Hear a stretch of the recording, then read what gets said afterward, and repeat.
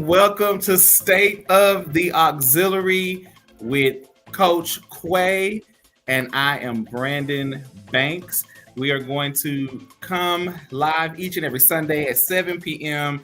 to give you what we call the State of the Auxiliary. Quay, what's going on? How are you doing?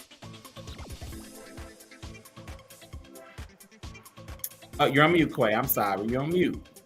Can you hear me now? We can hear you loud and clear. Hey, how are you? I'm fine. How about yourself? I am good. Are you excited to be bringing our first episode of State of the Auxiliary? I am. I hope you're ready. All right. So we're going to go ahead and get into the things. We have a nice order of show here, and we want to make sure we hit all of our things. So, Quay, would you like to start off with our purpose of this podcast and what we're going to be doing here moving forward? Sure. Okay. If you wanna. All right. So what's going on, Quay? What is your purpose? And I can give mine. Basically, just to elaborate more about our culture in the auxiliary world, bringing back everything that's been kind of taken away, such as the twirlers and our color guard, and of course the major style of dance. So basically just focusing on that as well as all other aspects in dance. Awesome job.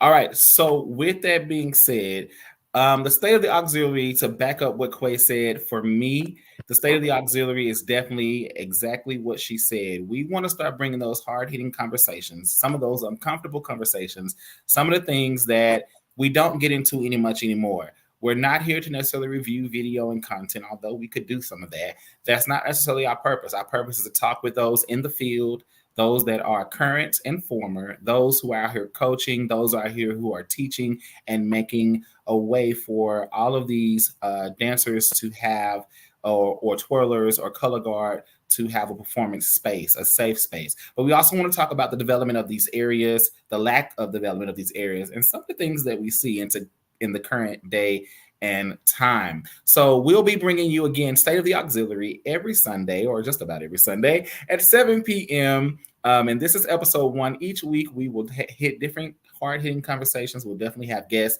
And at the end of every episode, you, our guest, will have a chance to come live right here with us in the studio, our virtual studio, and to be able to talk with us, to have your opinion, to share your thoughts on some of the topics that we hit on each and every show. All right. So, with that being said, Quay, we're going to move right into our second topic.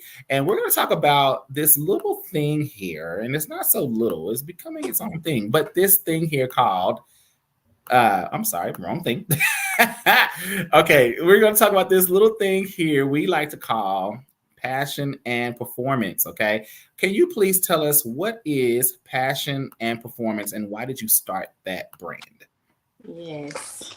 So, Passion and Performance is a dance program led by me, of course, that focuses on jazz, majorette, hip hop, liturgical, contemporary, anything in genre of dance. Um, and I started Passion and Performance because I wanted to give back to my community and help others who want to advance in dance, such as dancers who want to go collegiate or professional, or just try out for their teams at school and just want to increase in skill. So, yeah. All right. That is good. All right. We definitely welcome guys. And as we are going into that, thank you, Quay, for giving us some background about passion and performance. I definitely want to go a little bit and let you know that we are streaming live currently right now to 6 different destinations. Now we want to make sure that you're watching us on the correct destinations. But because it's our first episode, we're definitely streaming from our personal platforms as well. So you may be watching us from my personal Facebook page, Quay's personal Facebook page, but also make sure my YouTube is up as well. But you want to make sure you're watching us from the official channels that we'll be streaming from each and every week. And that is Passion and Performance Facebook, Passion and Performance YouTube, and Passion and Performance Instagram. Definitely want to go over there, like, comment, and subscribe. Instagram, we definitely see you in the house. Your comments will not show up on the screen, unlike the rest of our comments, just due to the way Instagram is set up. But we can definitely see you here. I see Motion of the Ocean fans have joined. Quay, the ocean is right behind you, and they're backing you up in full fledged. All right, so we got people on. So we'll be watching the Instagram comments as well. And we want you to chime in with your comments, your thoughts. Instagram, I'll be reading off your comments because I cannot highlight them at the bottom of our screen, unfortunately, as of right now. But you can definitely join us over on the YouTube or on Facebook, and those comments will be able to come up. We're going to continue on in our lineup of show. And we're going to give a little bit of background about ourselves before we get into some of the topics, the conversations, and all things state of the auxiliary. All right. So with that first, Quay, would you like to go first? Sure. All right. So Quay, what is your background? Well, I am Jacque Porter. I like to be called Coach Quay, and I am a Dallas native, born and raised. I graduated from Skyline High School, where I served as a Skyline Silhouette for 4 years, and 2 years I served as captain. I danced for a Fearless Dance Company, where I served as captain, and I attended Texas Southern University as well. I danced for the Motion of the Ocean, and I was a Tiger Sensation. I also sponsored and choreographed for Texas Southern Motion of the Ocean in spring of 2021. And as of now, I am coaching for Fearless Headquarters, where I still help and fulfill girls' dreams. Awesome, awesome sauce. All right. And I am Brandon Banks. I am a local native of Dallas, Texas as well. Definitely a little bit older than Jacque, but I think I can hang in the looks department. No, I'm just messing with you. All right. But I am Brandon Banks. I am a local choreographer in the Dallas, Texas Metroplex. I have worked with so many great organizations. I've coached semi-pro, the Arlington Lady Bulldogs for a few years, where I met so many people. I have been the co-director of the Dallas Metroplex All-Stars, or Mass Band. I forgot which way it was stated. It's changed names a couple of times. But I've been co-director of that organization one of the years. I've also helped choreograph some of the previous years prior to my co-director year.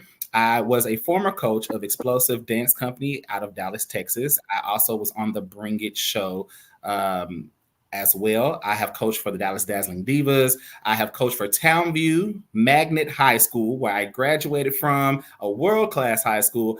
There I coached twirl, I coach color guard and dance.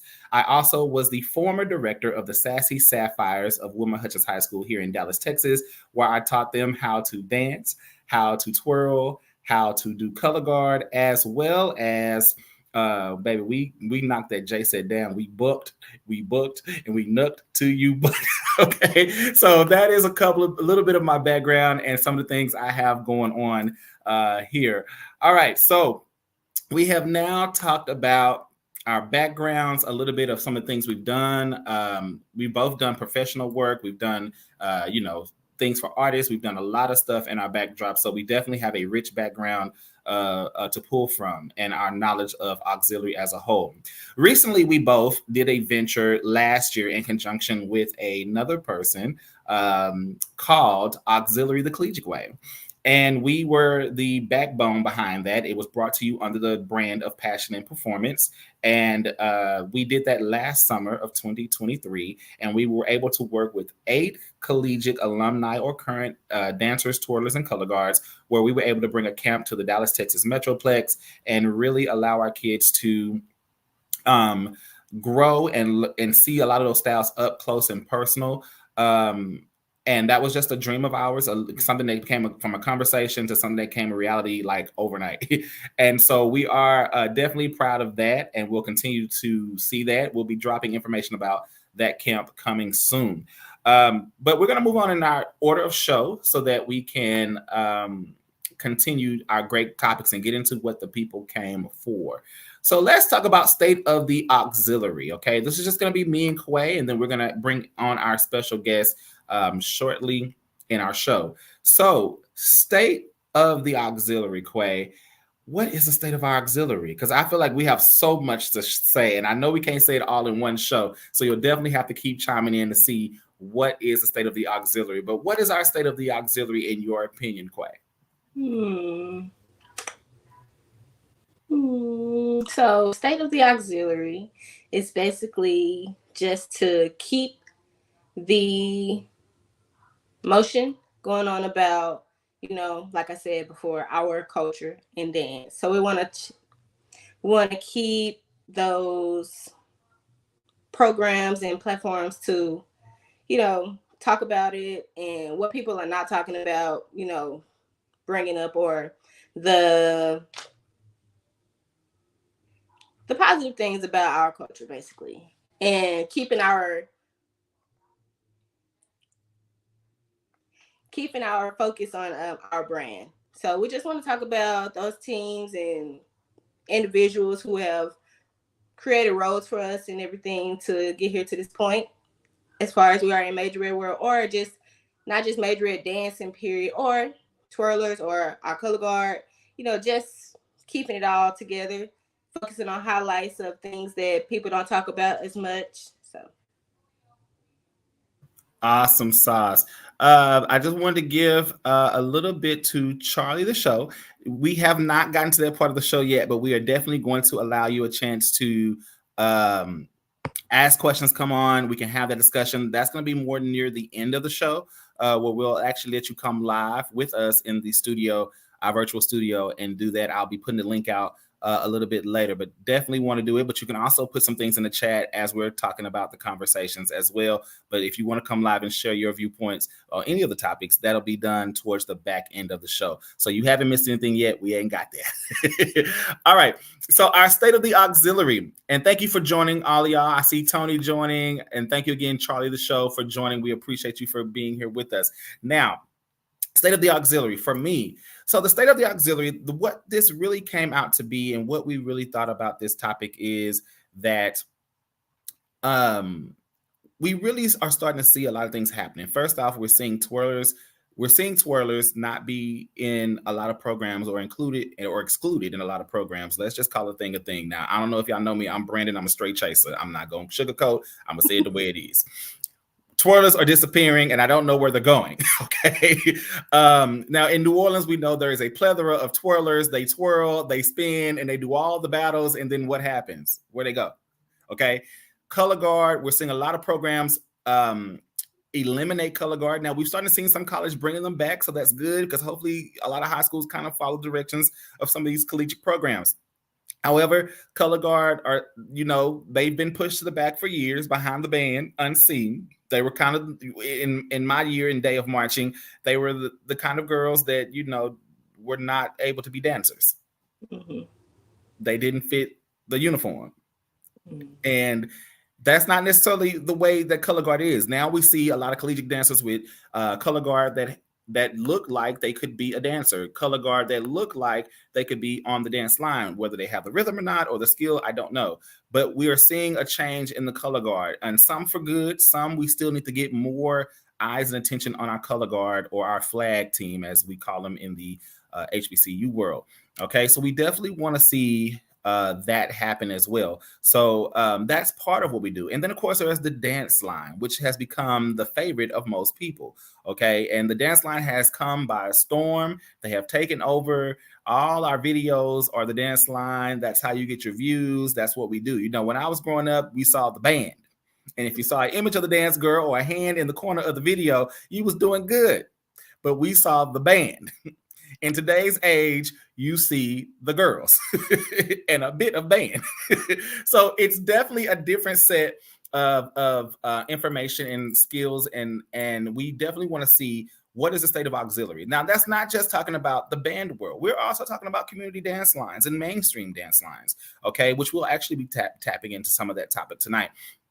But we're looking at those as well, because all auxiliary, okay, from twirling to dance to flag to color guard, we're talking about all of it, okay? So we want to see, what is the state of auxiliary? How do we get there? How do we continue to push auxiliary in the right direction? How do we continue to get exposure for these people? And how do we continue to see them beyond the high school level? Because we know a lot gets lost after high school. Okay. Quickly read a couple of comments. You said, I feel like they don't get enough shine for anyone to want to even try. Come on, Tony, you better speak. Everything now is about a trend, and it seems like dance is all they see. Look, I'm with you when you tell the truth. Okay. I'm with you when you tell the truth. I see our boy Smash Time is in the building under his real name today, Justin. What's up, Justin? Look, we just gotta tell the truth, okay? All right, so that's basically what we see. And Justin, actually, y'all, he's Smash Time. He is a videographer, so we definitely want to shout out to our videographers, because we will be using some footage. I don't know if we're using Smash Time footage today, but we're using some footage, and I'm sure we'll cross his one day in one of these shows. All right, so he's here, and I hope he drains a little bit of his opinion, because he sees it from a different perspective than a lot of people do, because he's a videographer, so he gets to be up close and personal in some of the behind the scenes footage as well. All right, so we're gonna continue going on in our show. So that's what we're going to be talking about with state of the auxiliary. What is that and what that means to us? I definitely hope that auxiliary get more shine as someone who has coached auxiliary, someone who has taught twirl, dance, and flag, and tried to make sure that all of them get equal shine on a field show, making sure that all parts are there, even adding rifle, adding streamers, and all the things. I definitely love to see auxiliary in full function as a unison. I will dare to put it out there right now that one of my favorite teams of all teams, because they are a full functioning auxiliary, is none other than the Golden Delight, because they do it like nobody else can. They tell a story. They implement all the features. Now, I love a lot of teams for a lot of different reasons, but I love the way that the Golden Delight is a full functioning auxiliary, and they tell the story. They don't give one more shine than the other. They uniquely see the purpose of all three components, or even more if they do rifle or anything else. They see the purpose of what we consider the three components: flag, twirl, and dance, and they make it tell the story. And it really does bring their shows to life, which we see in the PWI world. We also see that in the DCI world as well. And I love watching. I usually go to a DCI show here in the local area just about every year. And I love watching how they bring those shows to life with the colors, with the rifles, with the sabers, with all the things they bring. I think it really does add an element there. And we definitely want to do the same thing in our show band style. I think those will be some good elements to add. I know some of it is not tradition, especially when we talk about collegiate,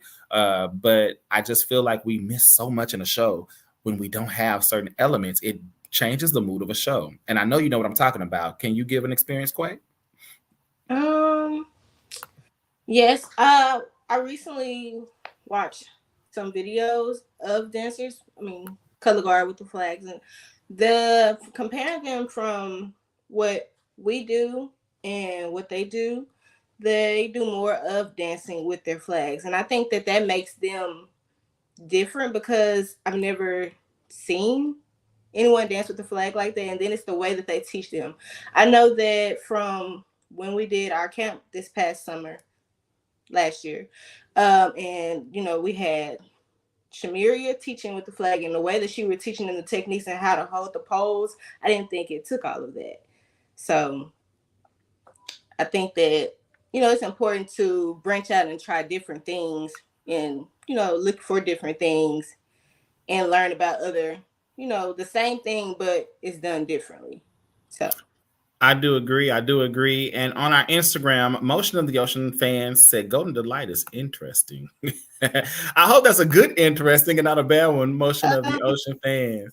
I think Golden Delight is really like, I remember watching them when I was in middle school and coming up to high school when I was trying to figure out where I wanted to go. I remember watching them and I used to think, man, they have like a power about them because of everything. They're dancing the whole entire time.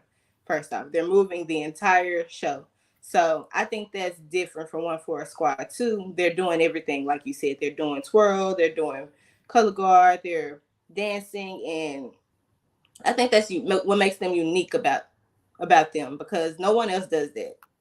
So I know that when you coach the Sapphires had them doing that. So I really like the fact that you did that with them as well, bringing them Thank into. you. So Look, one of my living legends, my mentor, is in the building. It's just some things that just make you smile, and this is one of yeah. them. Evelyn Forte, the Dr. Evelyn Forte Jones has entered the chat, and she says, "I love this idea and love you guys put in it. Keep shining. This is the auxiliary place for rising stars." Thank you, Miss Forte. For those who not familiar with the name, the Evelyn Forte Jones, Dr. Evelyn Forte Jones. She is the renowned former director of Townview Magnet High School Royalettes. She was was on a winning spree for decades. Do you hear me? Decades. We ain't talking about a day or two, decades. And showing class. One thing I love about Miss Forte, real quickly on a side note, she always made sure that our girls had class, and it was the class that they brought. And did I not mention she's a former Legacy Fox? At the very beginning, too. Former Legacy Fox. So, baby, Miss Forte still got it. Tony says, personally, I went from twirling to dance. Oh, I forgot Tony twirl. Personally, I went from twirling to dance. And when I say it takes so much more skill to twirl, man, Tony, you better speak life. You better speak life. All right, so we're going to continue on. And, Motion of the Ocean fans over here at Instagram says it's mixed. They are talking about Golden Delight. They select dancers first. It's really hard for a girl who has done flag and twirling their whole life, likely won't make the team. Motion of the Ocean fans, I definitely understand what you're saying, and I do agree with you in some aspect. But one thing I will tell you about of Golden Delight, and I love that they, for years, have been putting highlights and part of their audition process on YouTube. On their YouTube page, and they just recently put out their stuff. Another interesting fact with Golden Delight, if you're not familiar with them, is that they do their auditions at the very top of the year. So they've already had auditions for their team, and they're now working. They will start working with their team early. So they do have girls who may not have ever done twirl or flag. They have girls that come as twirlers and flags, and they make them dancers. So they do a full functioning training. They have intensive twirling practice. They have intensive color guard practice, as well as intensive dance practice. So they don't get just one. They actually get all three. They're one of the few teams that I can actually say that will build the skills of the people they take on their team. So if you're a twirler, they will build your dance. If you are a color guard, they will build your twirl or your dance. If you're a dancer, they will teach you how to twirl and flag. They have no problem actually teaching you the skill and bringing you to the level of performance that they call at the golden of what they the level of Golden Delight. And that's one of the few things. I know a lot of teams want people that are ready and they teach the style. Golden Delight will teach you the style and teach you the skill if you're good enough to be on their squad, at least from my knowledge. And so that's one of the things I love about them. All right, we're gonna move on and continue our show. Charlie, the show says, "I love that." I'm thinking she's talking about Golden Delight, so I hope so. So we're gonna go into our first, I'm sorry, our first interview, and our first interview. Well, hello, Miss. Hey, Nico, how are you doing? She said, "Yes, Golden Delight." we, all right. So we're gonna go into our first interview. And we're going to be bringing up our first interview, which is going to be Felicia Sayes. All right, Felicia Sayes. I hope you are ready. Did I say it right? Sayes. I'm sorry. You better correct me, child. You better read me. All right. So here we go. Felicia Sayes, welcome to the State of the Auxiliary, y'all. Hey. Hi. Thank y'all for having me. Oh, thank you for being here.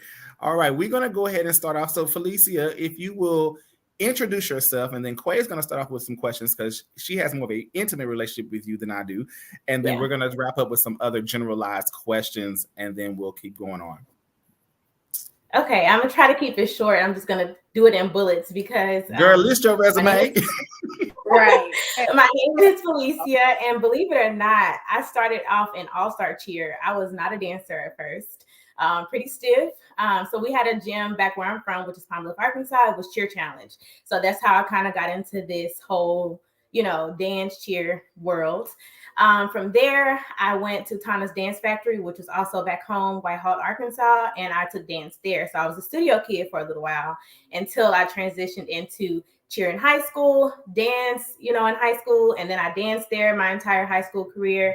And then I went on to become an M4GG at the University of Arkansas at Pine Bluff. I was the captain the last 2 years from that. I moved to Dallas after all of that good stuff. I danced on D-Mob. I was a captain for 1 year there, which is the all-star band that was here in Dallas, before starting my own dance company, which is Fearless Headquarters, formerly known as Fearless Dance Company.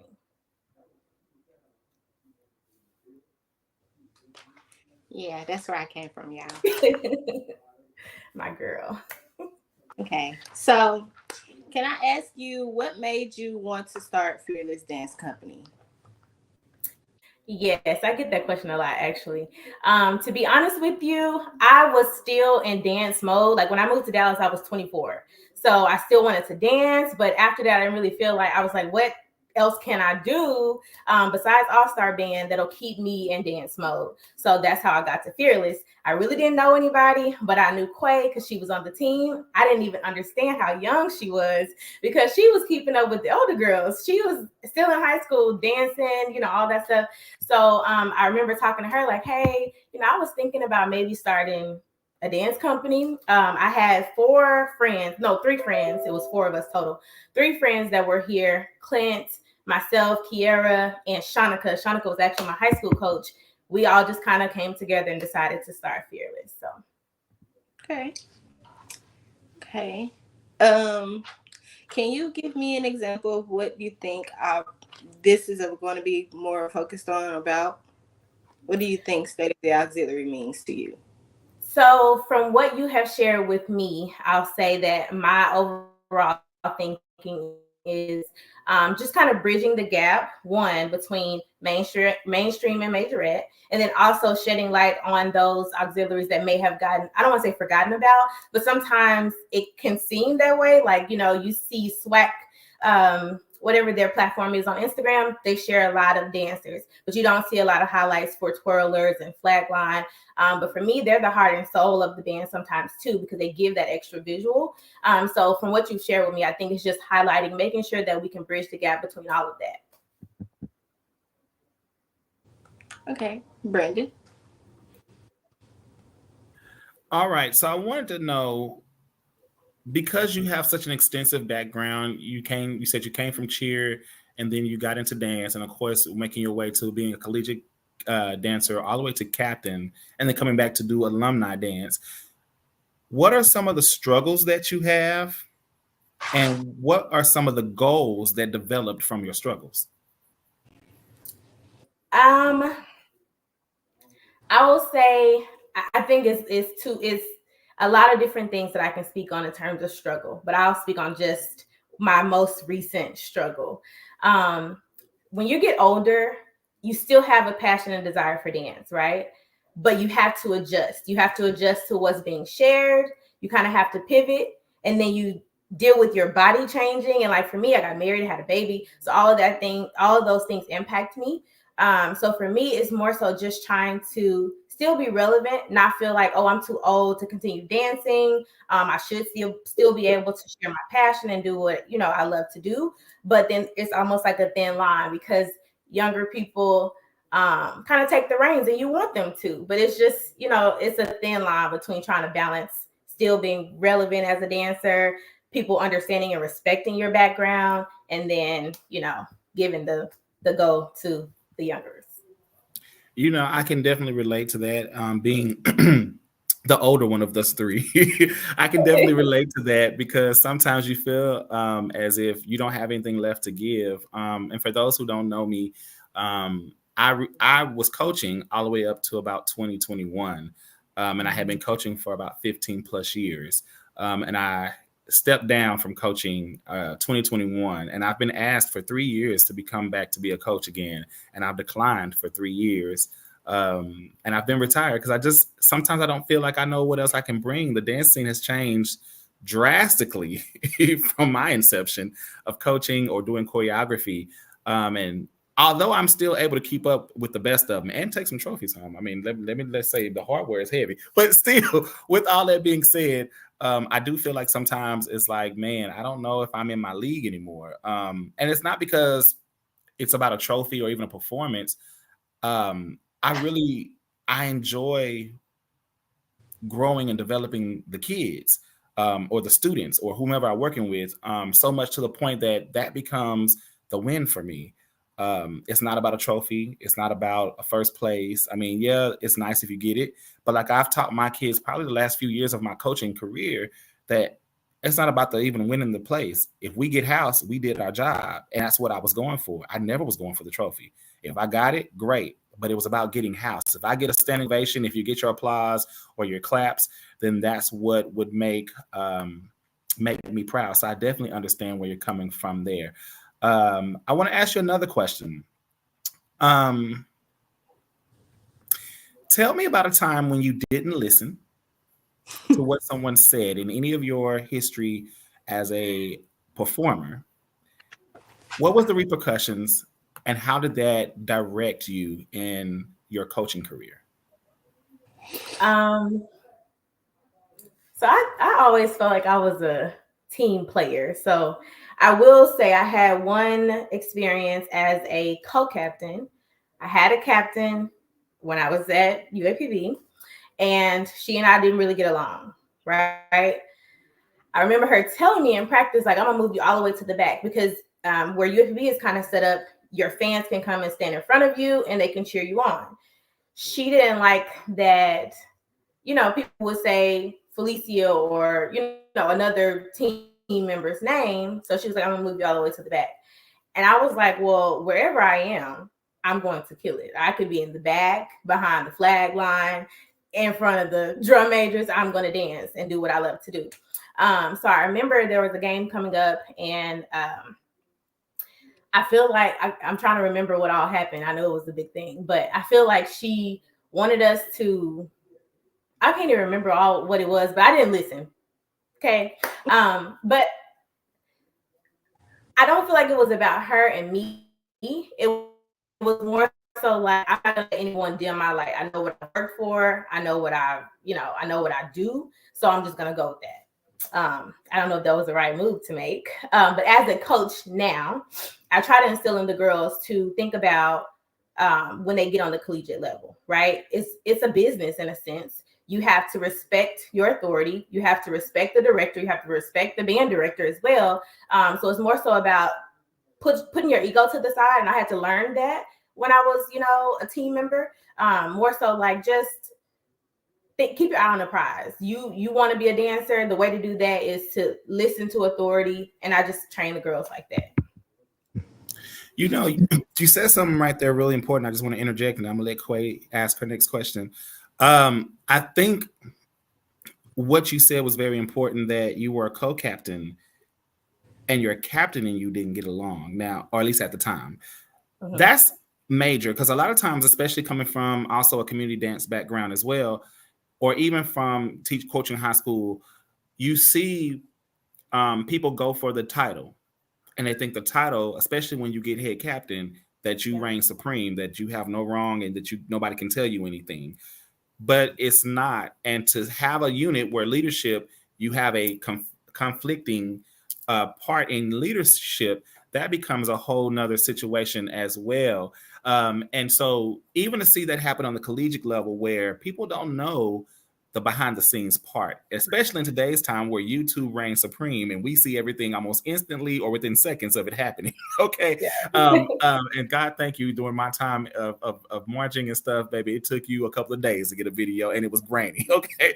But to see those things happening now, a lot of people judge things from the face of what they see. And I think it's very important to highlight what you said, that you were co-captain and that you and your captain had conflict.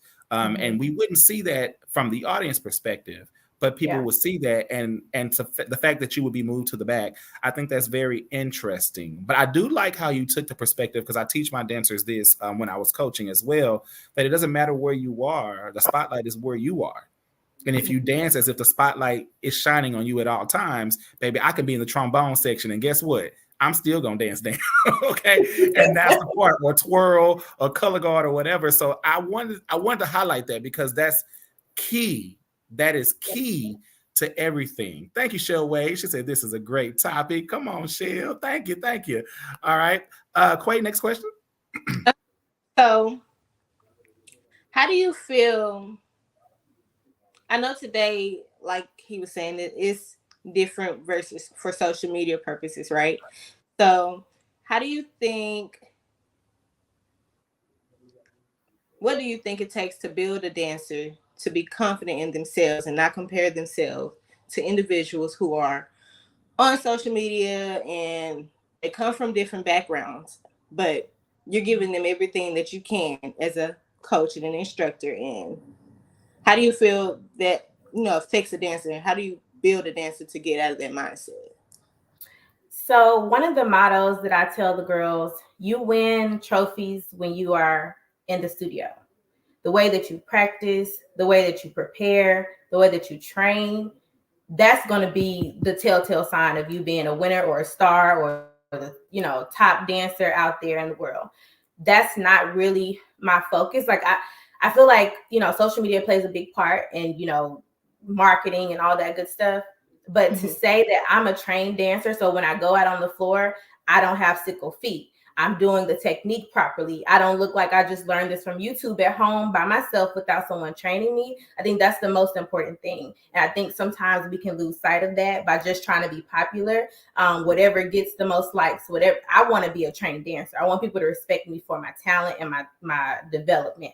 I don't want to be just popular, because that's going to fade. I had my time when I shined as a captain of the Golden Girls, even before social media was a popular thing.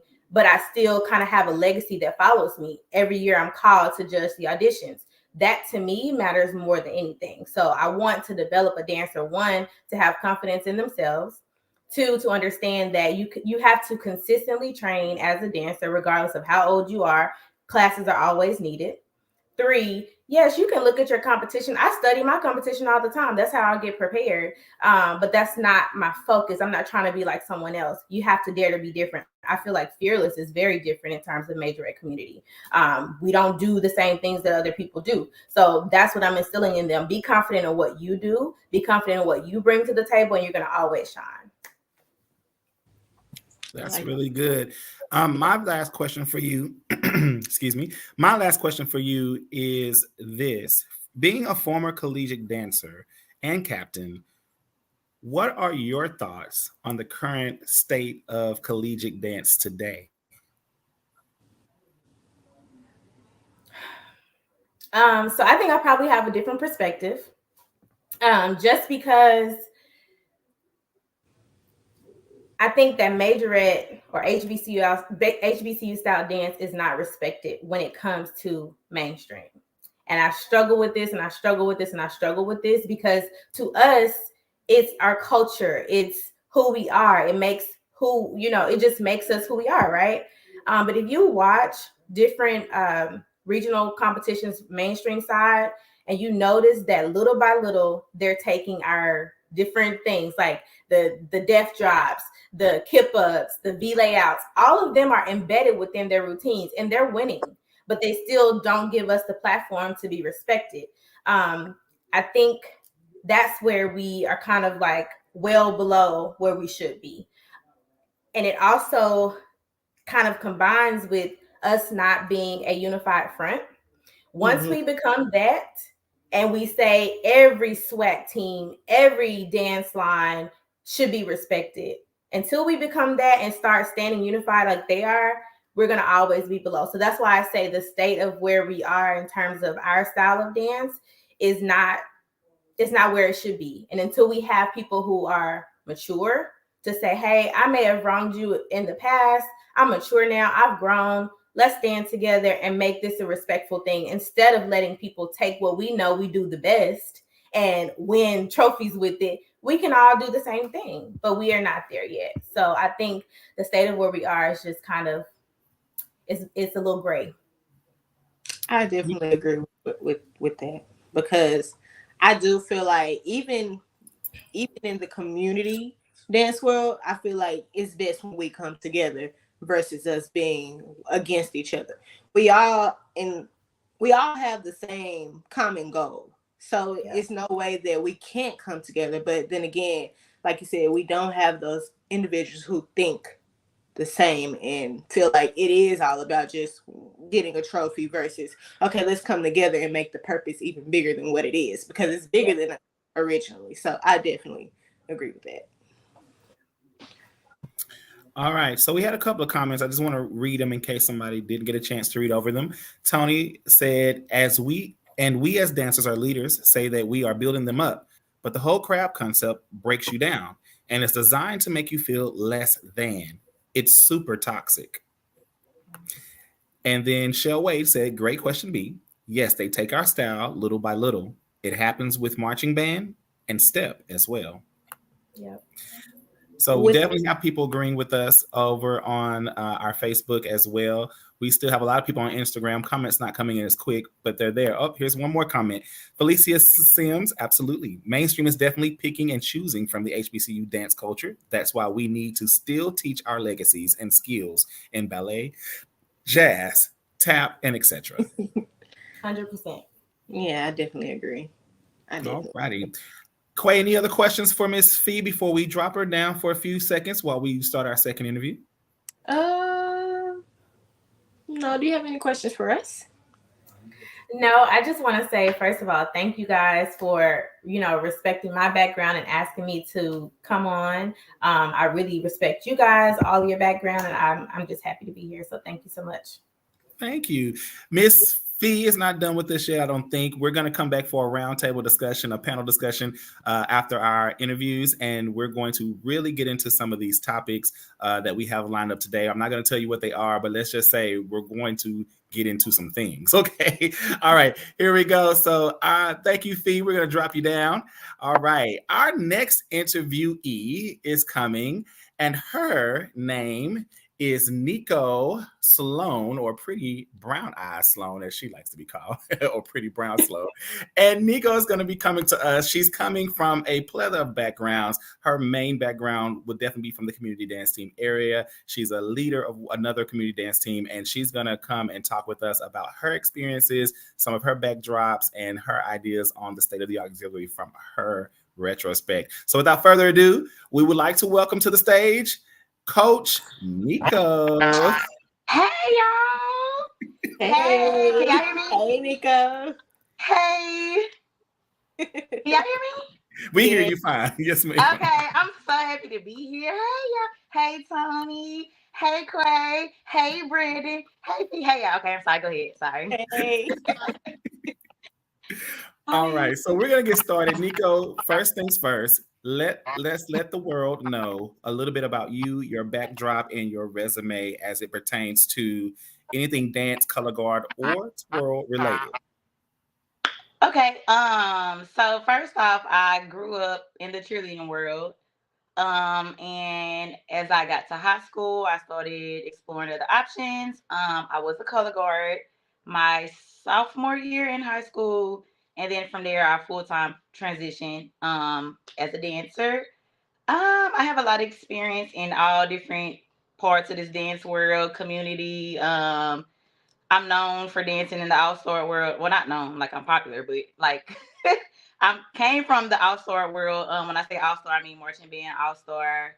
I've coached several different middle schools, high schools, collegiate team. Not yeah, I've coached the collegiate team. And I've pretty much been in the community world for the past 8 or 9 years. So Awesome. And would you like to go into your coaching resume at all? yeah. I'm just asking um, you, feel free. like the teams that I work with. Anything you want to give us. I started coaching Florence Middle School straight out of college. From there, a good friend of mine, Mr. Banks, asked me would I like to coach for Explosive Dance Company. I started there as their high school battle squad coach. From there, I transitioned to a full time head coach for their elementary squad. I've helped a lot of the local Dallas dance teams as well as a part-time choreographer. From there, I transitioned to my own team, my own brand, Royal Takeover Dance Team. I've coached the Dallas Mass Band Dance Squad a couple of times, as well as dance for them, and I've been all over the place. I've danced for his official Spain gang for the past year or so, and yeah, I'm probably missing a lot, but yeah. No worries. Okay. So here we go. Let's talk about it and get into a little bit of themes. Okay. As a coach of a community dance team, what are some of the issues that you see within the community dance world today? Um, I think the main issue, and I know a lot of people are gonna be like, "Oh, I can't believe she said that," but I don't care. Bring it. I think bring it pretty much put a I don't want to say a damper, but it definitely put a different twist on the whole dance community. It used to be it used to be like just 4 or 5 local teams just in the state, and those 4 or 5 teams would be the same teams that come and compete, and competitions would be a good hour long. We would get in, get out, do what we got to do. I think Bring It has opened up the doors for a lot of majorette communities, but it also opened it up to like stuff that shouldn't have been open. There's a lot of people that I feel like are not qualified to have a team. And it's not to say that you can't just go with your passion, but a lot of people see Bring It and they say, okay, oh, that looks fun. So let me just start a team. And from there, that's when you start getting these 12-hour competitions. You start getting the parent fights. It used to be just one big dance family. Like everybody didn't get along all of the time, but it was still like, okay, this is that team, this is my team. And now it's just, I don't know, it's just a hot mess. All right. Quay, do you have a question? So, do you feel like, I know that you said you feel like it's because of Bring, but do you feel like every do you feel like she convinced people that they could just do what she did, or Honestly, I think she opened eyes because a lot of people were not aware that community dance was even a thing. I honestly didn't even know about it until like a couple of months before Bring It aired. My first time when I was asked to coach for Explosive, I had no idea what it was. I was like, "It's kids that's coming to dance." And from there, it just took off. But I think she opened the doors and eyes to a lot of people. And of course, every little girl wants to be a dancing doll or something like that. So it helped in some type of way, but it also opened the doors for those with no training, no experience, and they just want to have a team because they want to be like them in every other word. Good. Okay. So here's a good question. whether it be a coach or dancer situation. My next question is, have you ever disagreed with your instructor? Tell me about the situation and how you resolve the matter. Yes. So I guess that would be an instructor. When I first got into like the dance world, especially, I'm gonna speak from the all stars standpoint. Um, when I first started, I was still learning and everything. And then once I started growing and I started becoming like a coach and a captain and all of this, I had to communicate more with like the band directors. And for those that's never been a part of like the All Star world, it's just a whole different ball game. Like it's more like on battle mode. And I wasn't used to being talked to like that. And I'm like, baby, you must don't know who I am. Like, don't talk to me like that. But I had to learn that, in that type of world or just in marching band period, the band directors do have a lot of say so when it comes to the auxiliary. But I've had a couple of experience where I felt like I wasn't being talked to fairly as a dancer or just as a human being. So I did bump heads a lot with a lot of the band directors because I was very outspoken. And yeah.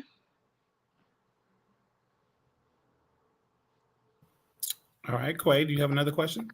Yeah. So we have royalty take. What inspired you to create your organization? Honestly, I never wanted my own team. Like, I like coaching. I like, bonding with the kids. When it came to like business wise, I never wanted to be any part of that at all. But I think what helped me create my brand was really God. God led me and He directed me in a path that was meant for me. I think dance is my ministry, and sometimes if you're a very creative person, you can't sit under someone's umbrella for long. So I pretty much just woke up one day and was like, this isn't working for me. There was a lot of issues going on with the organization that I was with, and it wasn't to like point fingers at anybody. It was a lot going on for me. So that's when I decided, hey, I think now I'm mature enough to start my own brand where I don't have to necessarily answer to someone. And so I was like, yeah, either go for it or be unhappy, pretty much. So I think a little known fact about you is that you actually was a color guard at yes, one point during your high school career before you actually made your drill team, correct? yes. Okay. Can you shed a little bit of light about your experience as a color guard during your high school years? I honestly didn't even know what it was. I was sitting at a lunch table one day, and my friend was telling me that they had just came back from a Mardi Gras parade, and she was a color guard too. And I was like, parade? Oh, that sounds fun. I love traveling. Like, sign me up. And it just so happened that auditions was like the next day. So, when I first went, I had no clue what I was doing. I had never picked up a flag a day in my life. And they were like, oh, don't worry, we'll teach you. And I was like, okay, you don't have to, because I don't know. But I think I like color guard because they are so connected with the band, and you're pretty much, well, depending on who you're with, but for us, we were pretty much a part of the band. So I learned a lot about just band in general. Um, and color guard taught me a lot of discipline that I didn't receive from the cheer world as well. So That is really good. My next question to you is, tell me one of the biggest challenges you faced as a dancer, and how did you overcome that? And what did you learn from it? as a dancer, I think one of my biggest challenges was probably when I danced for official Spain game. For those who don't know, it is an adult dance group in Dallas. And when I first joined, I pretty much didn't really know a lot about the organization. I researched a little bit, but I wasn't really sure. So once I auditioned and I made the team, it was a whole different ball game. This was more set up for like a professional style of dance, and I was only used to major ed in the technique that I've learned from my past. And it it was very different for me, and I struggled with sometimes in majorette, they want you to blend, but in this world, it was just all about who was the best and who can be in the front, and I wasn't used to that. So when I first came in, I was kind of reserved, like, I don't know, like these people are really, really good, and I'm more so of the majorette style. But eventually, like I had to just sit down and tell myself, like, girl, you got this. Don't let nobody tell you any different. But it was definitely a struggle just transitioning from majorette and all-star band to more of the professional style of dance. Awesome. Thank you. Quay, any other questions? Yes. Could you tell me about one of your favorite performances as a dancer? So I was a part of the Love Jones musical when they came to Dallas. We performed with Genuine, Miss Play. It was a lot of like big time superstars that were there. And we got the opportunity to dance with them. And for me, it was my favorite because it was an older crowd, it was a big stage, it was lights. And they didn't treat us, some places you go to, they treat the dancers like, oh, y'all just bigger and dancers, go on about your thing. They really treated us like family and made us feel very comfortable. So that was definitely one of my favorite performances. Okay. All right, Nico, is there anything else that you want to let us know before you tell us what is your opinion on the state of auxiliary in today's time versus when we were coming up through the years? Not particularly for dance, but I did want to say that I am proud of the both of you. I think this is an amazing opportunity for people to tune in and listen and learn more. And it also shines a bigger light on just not dance, but flag and twirl. So thank you guys for opening up the doors for everyone. And that was communities as well. Don't cry. Don't shed no tears. Thank you. And I think your sentiments agree with what Kiana Lynn just said. She said, finally, a mature conversation about the auxiliary world. Great job, Brandon and Quay. Thank you, Kiana Lynn. We love you over here. All right. So we're going to move into our panel discussion. We did have one other person, but I'm not for sure if something happened. I've been reaching out. I haven't heard anything yet, so I'm hoping that everything's okay. But we're going to continue the show, and hopefully I'll get an update, hopefully before we get off, if something may have occurred. So with that being said, we're going to go into our panel discussion. So I'm going to bring feedback up, and we're going to talk about a couple of the topics that we have and really get into some of the things that are auxiliary related. So welcome everybody back to the screen.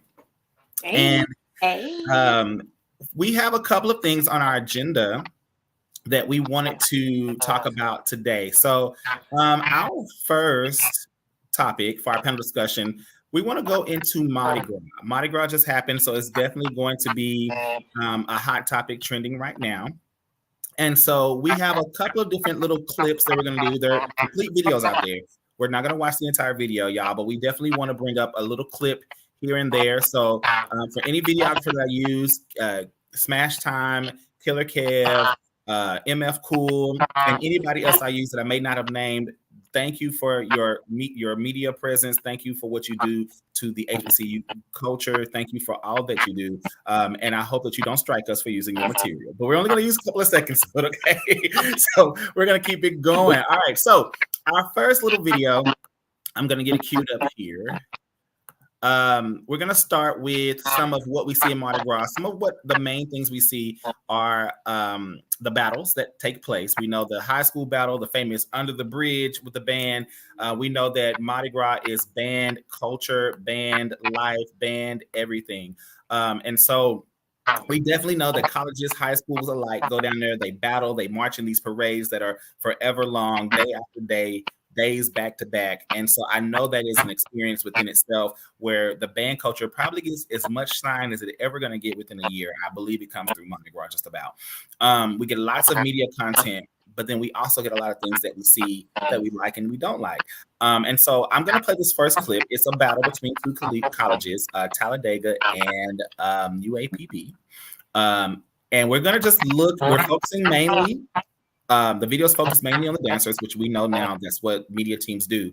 But you can see the flags if they have them. Typically, on UAPB side, I love that University of Arkansas Pine Bluff, their flags are always like right there to the side of the dancers, especially in times of a concert band or battle arrangement, so they're able to be seen. You don't see that with every program. So they definitely bring light to their girls and safety as well, having them in the front versus the back. So I'm going to show a small clip of this, maybe about a minute or so, and then we're going to have a discussion about what do we think as it relates to this culture. And we actually have two different clips. I'm going to play one. We'll talk a little. I'll play another one, and then we'll talk there as well. Miss Bailey, who is a native of the boot, says under the bridge, Canal Street, Carrollton. Everybody wants to battle Issue in St. Aug, NOLA. Some other battles include Talladega. Marcel says, can I be a special guest next week? This is dope. Hey, Marcel. Marcel, we're going to have to talk. All right, here we go. I'm going to cue us up. I'm going to mute myself once I've queued up the video, and we will come back and have a discussion momentarily. All right.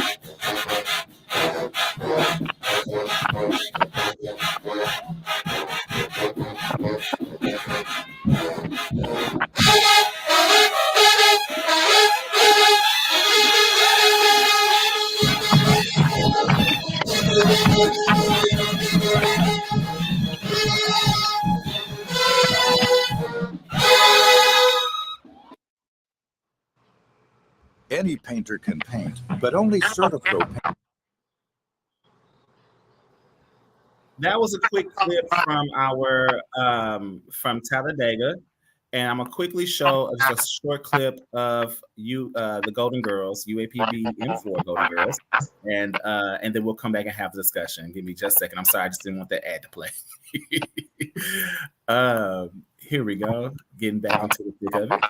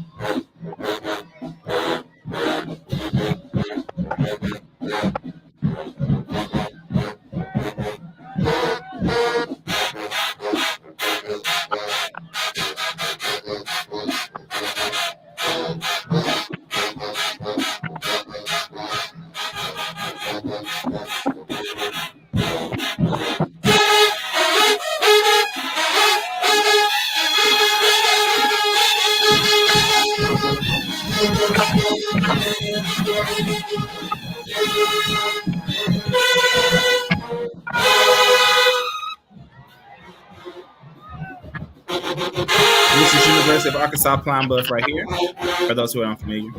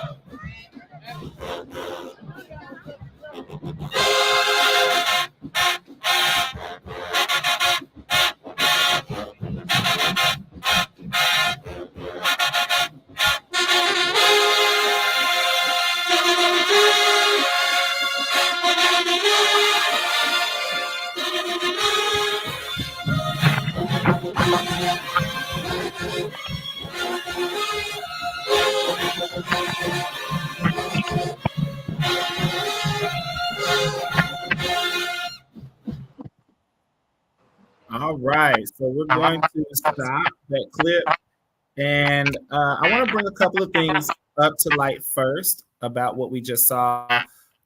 So that is a typical parade before aftermath that takes place in New Orleans. If you've never been, or if you do not familiar with the band culture, and so there are battles that happen every year. In a nice way to say it, it's death or blood. Okay, it's all out bloodbath that takes place. If anybody can get it, college and high school battles. I mean, it's a no holds barred. It goes down in New Orleans in the boot doing Mardi Gras every year. It is the band's favorite thing to do when we go. One thing I do want to say, and then I'm going to open up the floor for some thoughts about what we saw about the state of auxiliary, about this culture in general, and what we get from this. Again, in this clip, you didn't necessarily get to see the color guard from UAPB, but they were there to the right side. That angle was not the video I thought I selected, but I'm sorry. But that angle, you would have seen them in another video, but there was a lot of videographers there. There was no color guard for Talladega. I don't think they've ever had any, this to my knowledge. And then neither band has twirlers. I know UAPB used to. No, never? Yeah, used to back in the day, right? Y'all do? They used to have twirlers. They don't. Used to have. Okay, and I don't think Talladega has ever had any. All right, so we definitely have that. All right, so I just want to bring that attention, and then of course you can see the crowd of people. There's videographers everywhere. Another angle would have showed you all the chaos that happened there as well. So, what do you take away from this? Okay, and I'm gonna open the floor up to our guests, and of course, Quay, jump in where you see fit to. Well, I think I'm gonna start off. Golden Girls came with the heat. They looked more like, okay, this is what it is. We finna give it to you. Talladega was kind of, first of all, I could barely watch it because they band sound a mess. I don't care who got mad or who gonna get mad. They sound a mess. So it's very hard to even watch the dances because it was just like a lot going on. And I'm really a band head. I've never played an instrument a day in my life, but I literally sit and listen to band music all the time, and that I would never do. So it was kind of hard to like focus. It was like going on, but but I will say Golden Girls took that W for that round. So I think that the Golden Girls look more original to themselves. Agreed. Like I see that everywhere. So I can be a little biased, of course, because I was in for Gigi. But I will say I'm a band head, and I did play a couple instruments. So again, I agree with you, Nico. The sound of the band was Talladega to me was just too much. But I did watch the battle so that I could give feedback to my girls. I think that when I was a Golden Girl, it was totally different. I can't go into detail about that, but I'm a Gigi, right? Everybody should kind of understand what that means. And then there was a period of time after like some violence happened in other bands, not ours, where things started to shift. And I feel like in 4GGs, we kind of lost that extra fire that we had. It was an identity thing for a little while, and we had to get back to that. I really do think that we're getting back to that now, but because of that gray area that we had before and the popularity that happens on social media, we have to really, really fight for that respect back. I think the girls are doing a great job by trying to earn it. It's just now battling, if everybody on social media doesn't say they're great, then they're not great. But I definitely think they took the W in New Orleans for sure. I agree. I'm really proud of what I'm hearing from I'm seeing from University of Arkansas Palm Bluff. The band sounds really good. I've definitely seen growth in the last couple of years there. Also, I'm also loving what I'm seeing from the M4GGs. The last 3 seasons definitely has been a steady incline of them just going upwards. This season, the energy, the captain, the team as a whole, they just have this unity about them. And they're really dancing harder, taking bigger hits, real big, powerful motions. For a little while, I do agree with you. They were a little soft at one point in the last couple of last decade. I definitely like also their presentation, their uniform. I think it was simple but effective. It gave school spirit, it gave color, and it was still classy in an aspect. And I'm bringing uniforms into the talk because I'm going to be hitting that as we lead into some things in a minute. So I want to definitely walk that into the conversation. I love what Dega is doing. I know Dega is going through a transition in their time right now. I can't speak on, a lot of that because I don't know all of it, but I do know they're going through a transition. It's very visual that we can see there's a transitioning happening in the last 2 to 3 years, mainly in this last year, a big transition happening.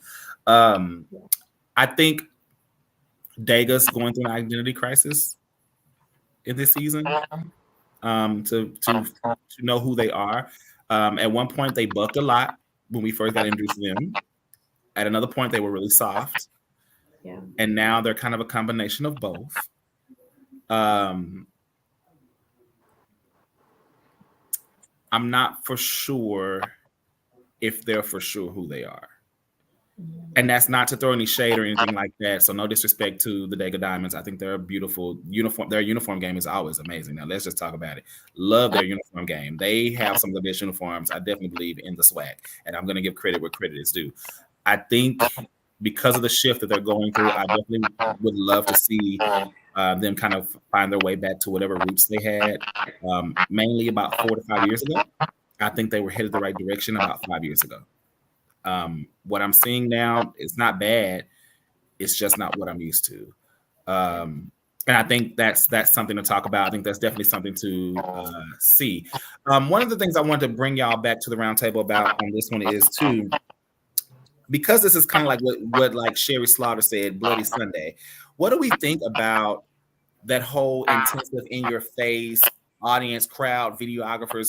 How do you feel about that? Some of y'all may have actually performed in Mardi Gras. I haven't had that experience, but what do you think about that experience? And how is that, if you perform, what does that feel like? Because that from video, it seems very intensive. And we'll see that in a minute. But it seems very intensive. And there's so much to be proven because it's kind of either you got it or you didn't in New Orleans. You won or you didn't, and the people are quick with judgment. So what is that like for y'all from the collegiate aspect or even the alumni aspect? Because I mean, sometimes the alumni bands go down there as well. I love it. I think it's a perfect time for us to celebrate us. And you literally have to be a bandhead to understand that it's nothing harmful. Like this is what people live for. Like they wait all year for this, and like yes, the crowd is hype, yeah, but it's never gonna be like, oh, it's very dangerous. They might fight. These people are literally here to talk shit. Oh, sorry. Can I go on here? Sorry. They're here to talk about each other and to like hype each other up, but it's nothing where it's like, okay, we might need 30 billion police officers. Like this is just our culture that we celebrate our excitement. They're excited to see the bands. Like the head to head is what gives everybody the imp that they need to go out there and, stand on top of the houses in the cars and, bring their phones out. So I don't think it's a bad thing. I think it's us. Like that's just who we are. It's battle mode. Yeah. That's all it is. It's no different than, men playing old school basketball and how they used to get rough and, talk. It's no different than that. It's just something we enjoy, with our passion. So, yeah, it's fun. I honestly say it's fun. It's an experience. But yeah. For sure. I used to love whenever Mr. Graham would tell us to get set up because I already knew I'm coming for blood as a captain. And I always told my girls that. So I never felt, unsafe or anything. I was looking forward to that day. So, it's a part of who we are. Yeah. I'm glad you mentioned safety because I always myself often wondered about that. I've never been to a Mardi Gras day in my life. It seems like too many people, and if y'all know me, I don't like people. So I always too many people for me. So I always wondered the safety factor because being a male coach and coaching girls and being over girls, that was always a concern of mine. I didn't leave my girl's side. I was like their personal bodyguard, and I was ready to go down whenever it went down. Okay, so trying to protect a team of girls that are in bodysuits, bathing suits, or something that is scantily clad in some cases, depending on the team. It's always a concern, especially with people that's been drinking, dehydrated, that's turned up on God knows what. And so I always wonder about that atmosphere for dancers, for color guard, for twirlers, because you're circled in and you don't have a lot of way out. So it's really do or die, and you really got to trust that your band staff has your back, your band has your back, and that the crowd won't do anything retarded while I'm in this battle mode. Because there's so much going on, you can't see and be aware of everything. It's a lot to take in.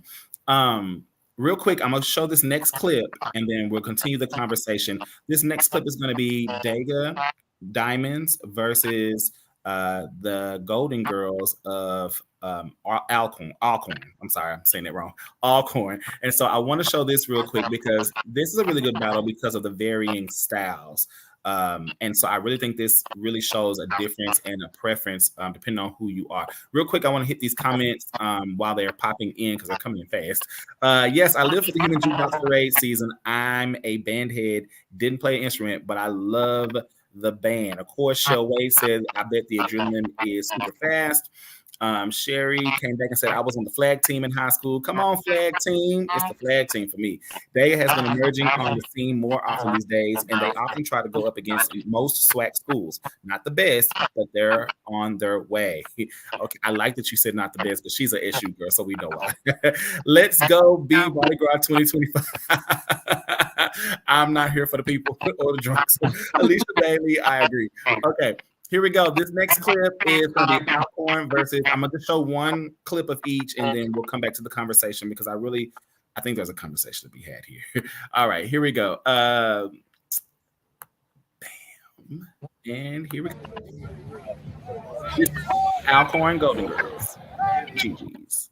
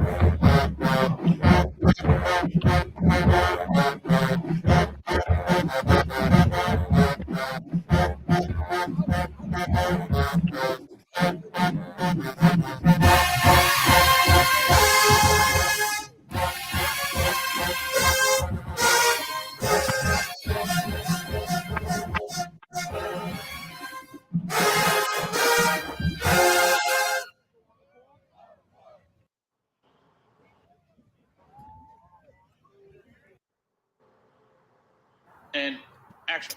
To date, we've helped over 30,000 families cancel element here. This is going to be Talladega's Dega Diamonds coming to the video. And then we got several comments that come in. I'll read them momentarily.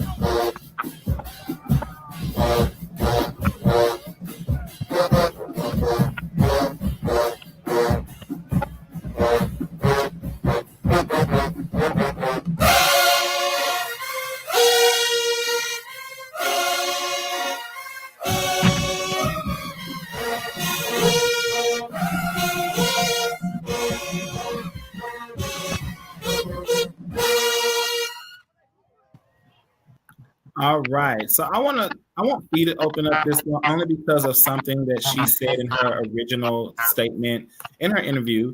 It's about being the best at your style. Before I lead into that, let me read these couple of quick ones that came in. Alicia Bailey said, as a coach, it's important to have chaperones that line on each side of the band and dancers. Police are all along the route and the bands are in between big floats. But I do believe there is always an element of uncertainty that's Mardi Gras. And the schools get money from the crews, so they always participate. The crews are what host each parade that we see during Mardi Gras, for those who don't know. Some of the battles happen to occur in different areas, typically the crew staging areas where the buses are located. All right, I'm not sorry, Fee, will you please give me your ideology, because this is a good representation of your statement earlier of being the best at your style. Yeah. So when I was looking at that, this is my first time actually watching that clip. This is the two things that I see. Alcorn was very confident, and you can feel that when you were watching them. That means they're very secure in who they are, and you could really feel it coming through when they were dancing. Although Talladega, the diamonds were together, it still kind of gave me like an uncertain or intimidated, one of the two, uncertain or intimidated, and it may have been a little bit of both. But again, Alcorn was very confident in their style. I will say that the last 10 to 12 years, they've been on that same energy, in my personal opinion. Talladega is fairly new. Maybe now 4 or 5 years is not new to people, but that's new in the dance world in terms of band. So I think they're just trying to figure it out. So they looked very intimidated. They were together, but it didn't give me any wow. There was no power behind it. I also want to go back to what you said about studying your country. So even if you don't know who's going to be around, you still, like you said, study people who are in the same level as you, collegiate wise or whatever. And so being that they saw that they were battling the Golden Girls, I felt like they knew what to expect. You should know what to expect when you see a certain team. So not saying they didn't look good, because like they were cohesive as a team, but when going against someone who has power like that and energy like that, you have to come back. Okay, now I know what I need to do. I know how I'm going to set it, and I know how I'm going to throw it. And even if the song doesn't match the energy that they gave, you have to feel the song with the energy and your danceability. So yeah, like you said, I think they are trying to figure out like what they're going through or what they're doing with themselves, and I can understand it, but you have to know who you're going up against and be prepared for it at all times. So I think I agree. I believe in this situation is a good way to show that you have to be confident in who you are, but you also have to know how to make your material entertaining to the masses. There's nothing wrong that I see that the Dega Diamonds did wrong. I think they delivered what they needed to deliver for the most part. They were in character heels versus the GGs were in jazz boots. There is a difference. They were in grass, so it could have been unleveled. There's different variations and factors we have to take into account there. But I believe when I'm looking at that as a coach and as someone who's coaching, there's a lot of energy that could have still been pushed from the Dega Diamonds that I did not get. And the GGs are known for energy. If you've done your research on your opposing team, then you know they're going to come with attitude. They're going to come. Their counts are made attitudinal. Their counts are made for battle. Their counts are made to give you all that we're in your face, hard hitting, I got something for everything you can do type of energy. So even if you're soft, even if you're cute, it's almost like the doll factor.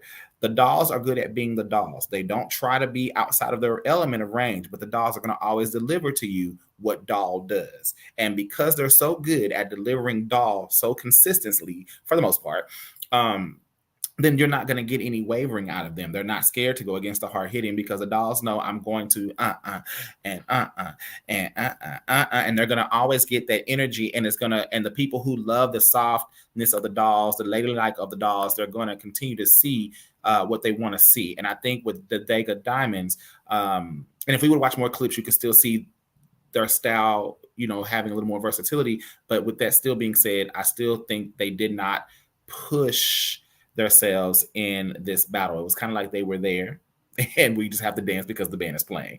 That's kind of the energy I was getting from it. Nico, you got anything to say? You might have to unmute yourself. Yeah, pretty much what everybody said. I agree. I also feel like at this point, everybody should know that the Golden Girls are a powerhouse. So you have to be particular on your count selection when you're going up against them.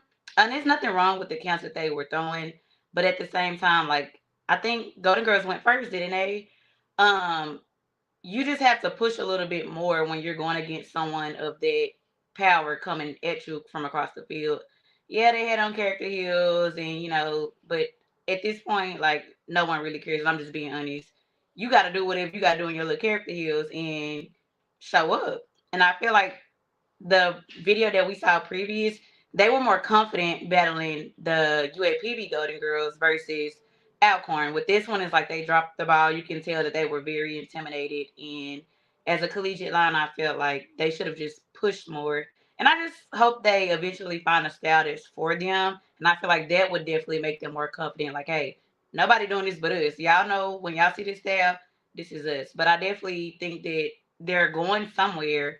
They just need to find a style that fits for them, and I think they'll be good from there. Awesome sauce. Go ahead. I wanted to add one more thing that I noticed. You can really tell that the team was secure in the Alcorn GGs as a captain. Their captain, whatever she gave out, they gave it right back. The captain was a little, unsure for Dega Diamonds, and so you could tell that the rest of the team responded that way. As a leader, you have to give that confidence to your team. Whatever you dish out, they're going to give you back. So I think that was a little bit of a miss there on the captain's side. I agree. Sherry Slaughter said, I recently started watching the GGs in 2019. They are good. I think a lot of the teams are not shown because they may not have a media team. You are definitely on the money.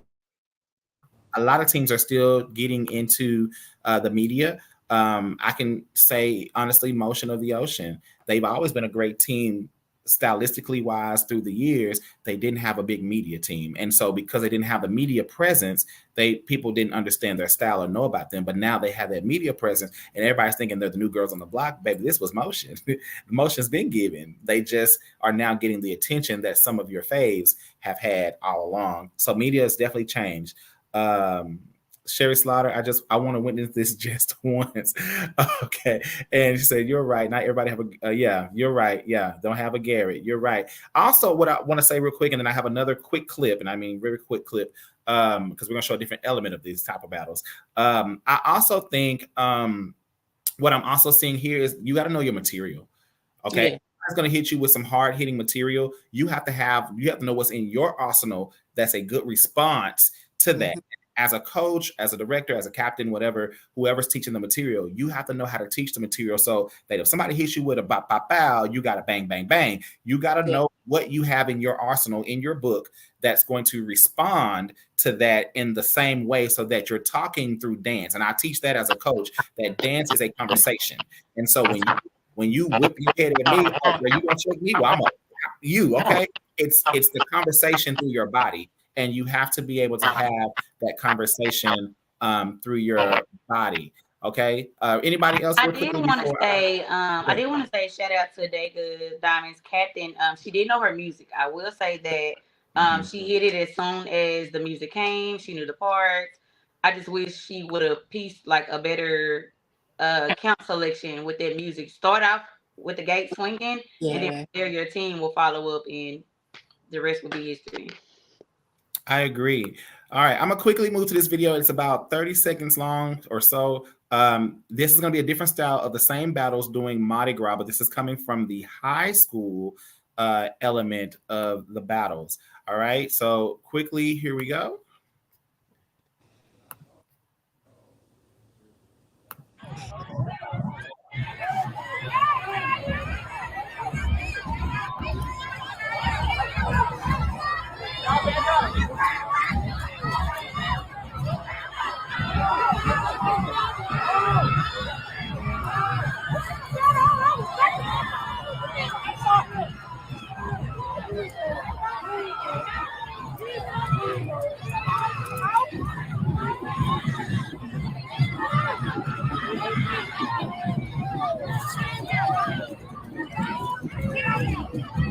Ain't no place like New Orleans.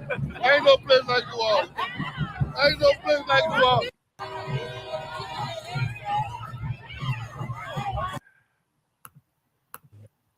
All right. So that was our clip. Kiana said, one more person, baby Kiana, because you know it went viral.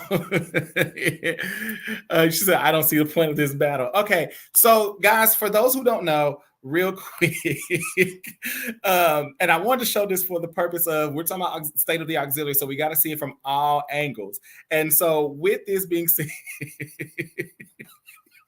the comments are killing me. So with this being said, you got to really know what's going on in New Orleans. So New Orleans definitely believe in twirlers. Where they go after high school, I don't know.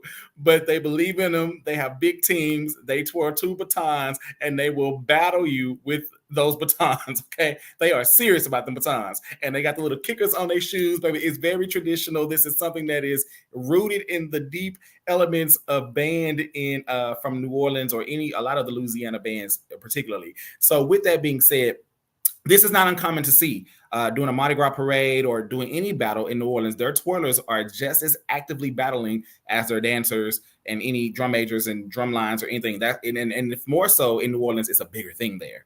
Okay, where our twirlers in a lot of other places are more reserved. They kind of the classy girls. They do the cute stuff on the field, and they lead the band off in most situations. The twirlers here are about their life. Okay, and so I wanted to show that battle because it's a different element.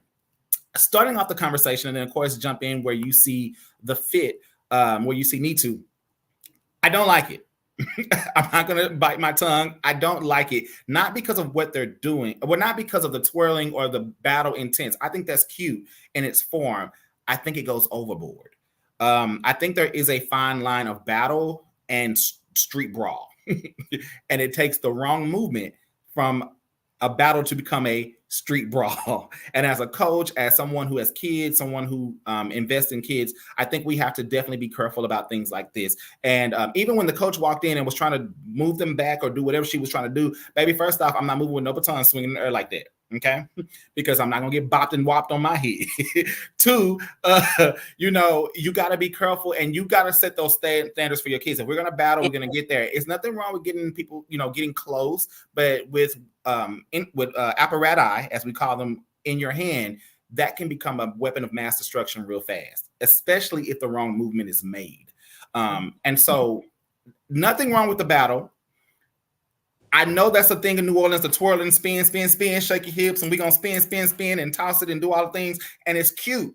It has a place. I love it when they're marching down the parade and doing their routines. I think it's the most beautiful thing you'll ever see when it comes to twirling, because New Orleans do it so different. The Louisiana bands do it so different. But we see this happen a lot. And sometimes I think their twirlers are literally almost becoming dancers in a sense. And I think you have a baton and you're starting to do a lot of stuff, and there's nothing wrong with it. But I just think this right here becomes too much sometimes for me. And maybe I'm getting too old, but that's just my opinion. All right, I'm opening the floor for anybody else. I'll be flagging the comments through, but I'm not going to read them. So, go ahead. Go ahead. Oh, so for me, I typically try to steer away from things that are not in my expertise, right? So I am not accustomed to this style of battle. So I really don't try to, say I like it or not. I just don't know much about it to be able to give an opinion. I think that is their culture, and it's something that they do well, obviously, but it would be a little much for me putting my kids in that environment if I had twirlers. So that's just my thoughts about it. I think that when it comes to battling, it's up to coaches to teach battle etiquette.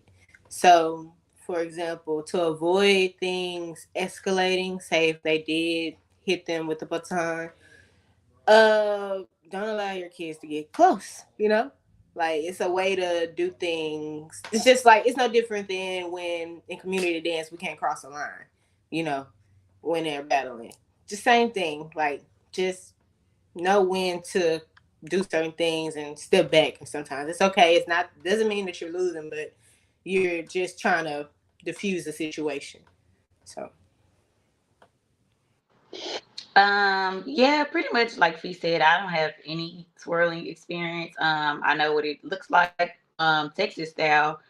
I think the good thing from looking at that video was, number one, I think both groups were very talented, because I could never.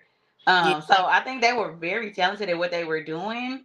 And I was also excited to see that both teams had a pretty large amount of twirlers. That's not common in Texas. There's typically 2 or 3. And to see both groups doing very well, I was like, okay, that's dope. But I also think there was a lot of adult supervision out there. And besides the one coach, no one else stepped in. So maybe that's just their culture. I'm not familiar with it. But it gave me bad anxiety. I will say that. I was like, oh my God. But, teach his own. But I do think that both groups were very talented at twirling. So that was a good part. I do like to watch them in the parades, because I've never seen. I know we do it a certain way here in Texas. I'm not a twirler either, but I've seen it, and I know that it's different from what they do, like you said, and it is different. But they do it like they were born to make. The way they're all in sync together, and the way that it looks coming down the street when you're watching parade. So I think it's beautiful. Now, go ahead. I was gonna say I twirled in middle school and it didn't look nothing like that. I've never twirled. I tried to do it, and girl, I would be ate up. So Sharon, hey Sharon, baby Sharon just came back with them all-state twirlers. Those girls going to twirl. Congratulations, Sharon. She said, not sure what type of battle that was, but that is their type of battle. But I was waiting on like a little twirl and dance type battle, but I was confused. Love the twirl though. Baby, the twirlers have, look, let me tell y'all, the twirling people have entered the chat. Okay, they came in heavy. Hello, sounds like my combo. We're definitely up your lane. All right, so I know we're running a little behind where I want to be right now, and I don't want to do it. So I'm cutting a few of our clips that we had and a few things that we still got 3 other conversations to get into, and I want to touch them before we leave tonight. So y'all, if y'all can just spare with me just a little bit longer, we'll definitely get y'all out of here. My goal was to be off by 9 o'clock, so we might be over just a little bit. All right, here we go. All right, so here we go. The next little clip, and I'm gonna try to run it as quick as I can because these are helping us visualize the parts of the conversation we want to go. This is the last part of the Mardi Gras conversation, and this is gonna be the high school part. And I'm using a high school battle to enact this part that I want to show you real quickly. We're gonna quickly watch both schools go. I want to talk about uniform. I definitely want to talk about dance style. And well, you'll see when we get there. All right, here we go. And nothing bad. They were good, but definitely lots of opinions here. All right. Are you guys chatting about the girls with small butts? I'm done with you. Janet, I'm not going to play with you today. Okay, here we go.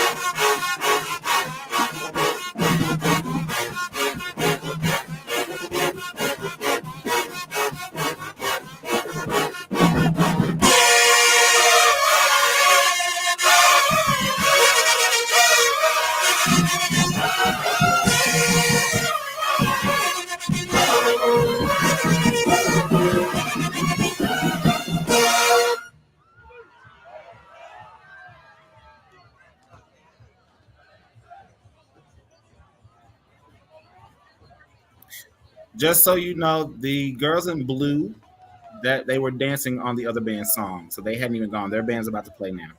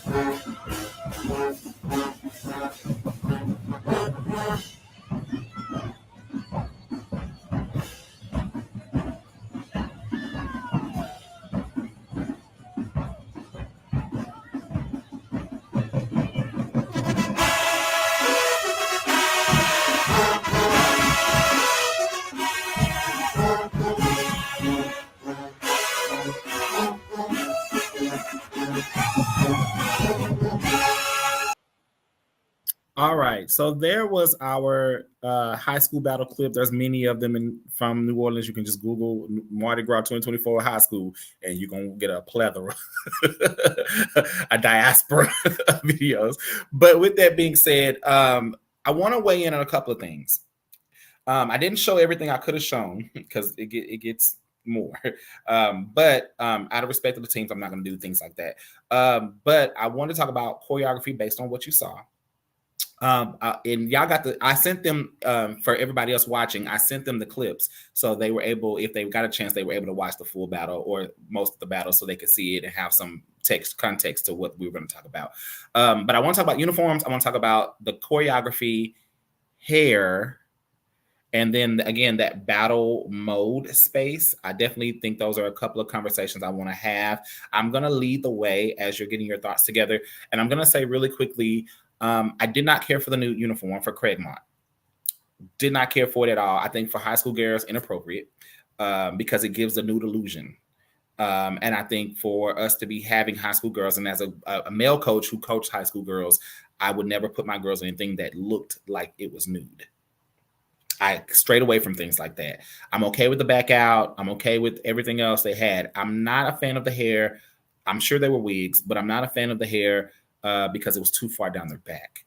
Another thing I had as a high school coach, I gave them a cutoff on how long their hair could be.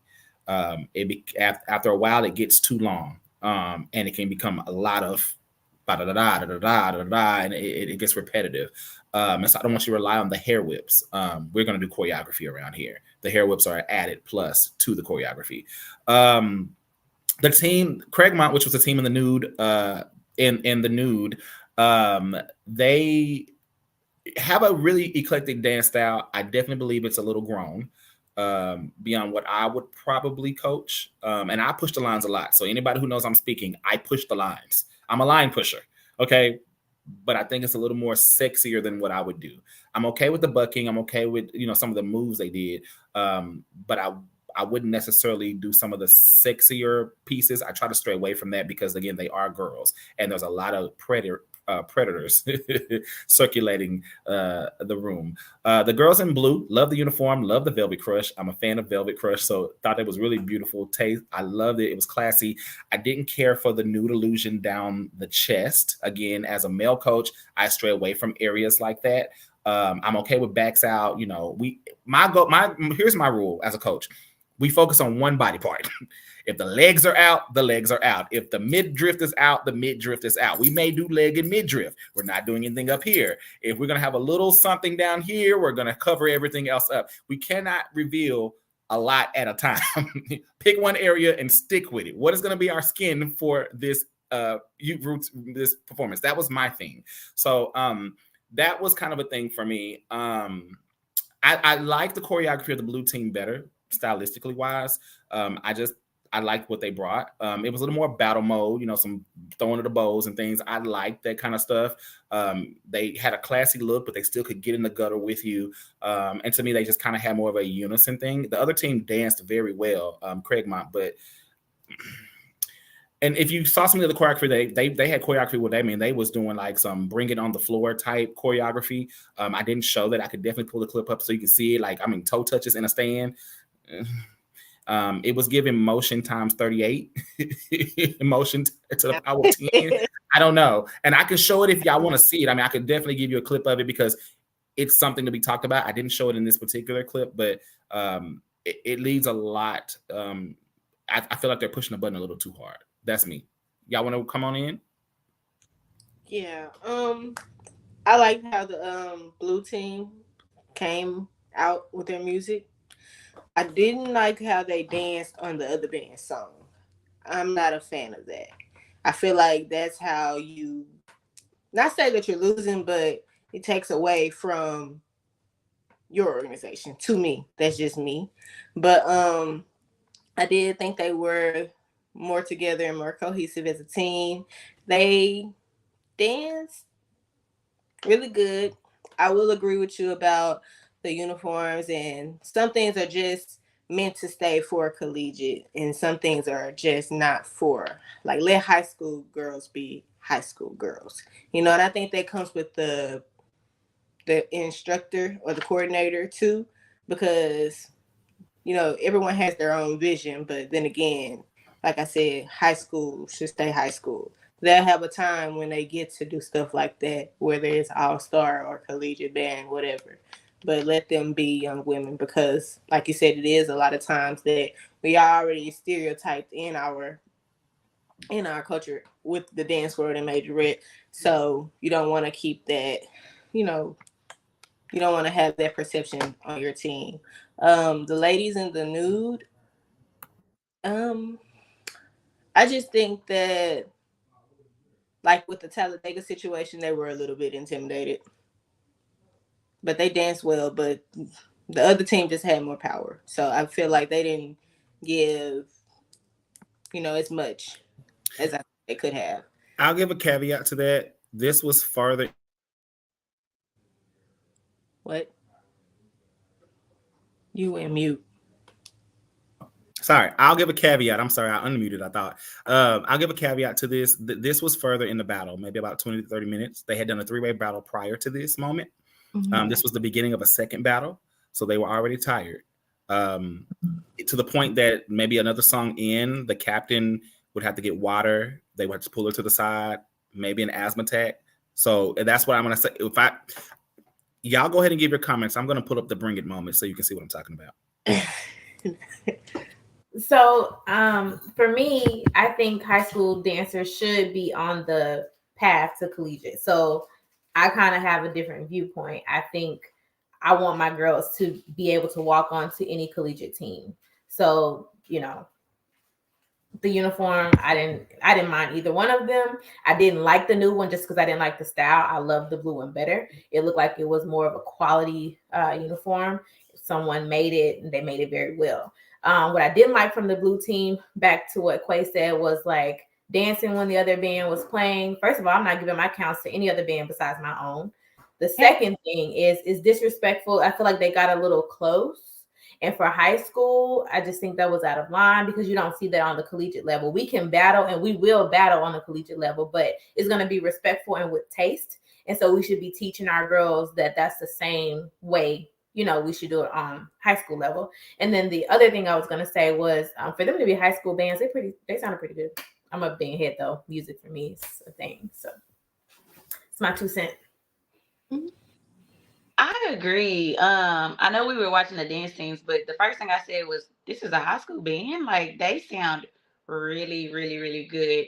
But back to the dancers, I was not a fan of the nude. I don't really care about the nude color. I particularly like nude. I just didn't like the style of it. It just looked just thrown together. I did love the blue Power Ranger uniforms. Those were killing.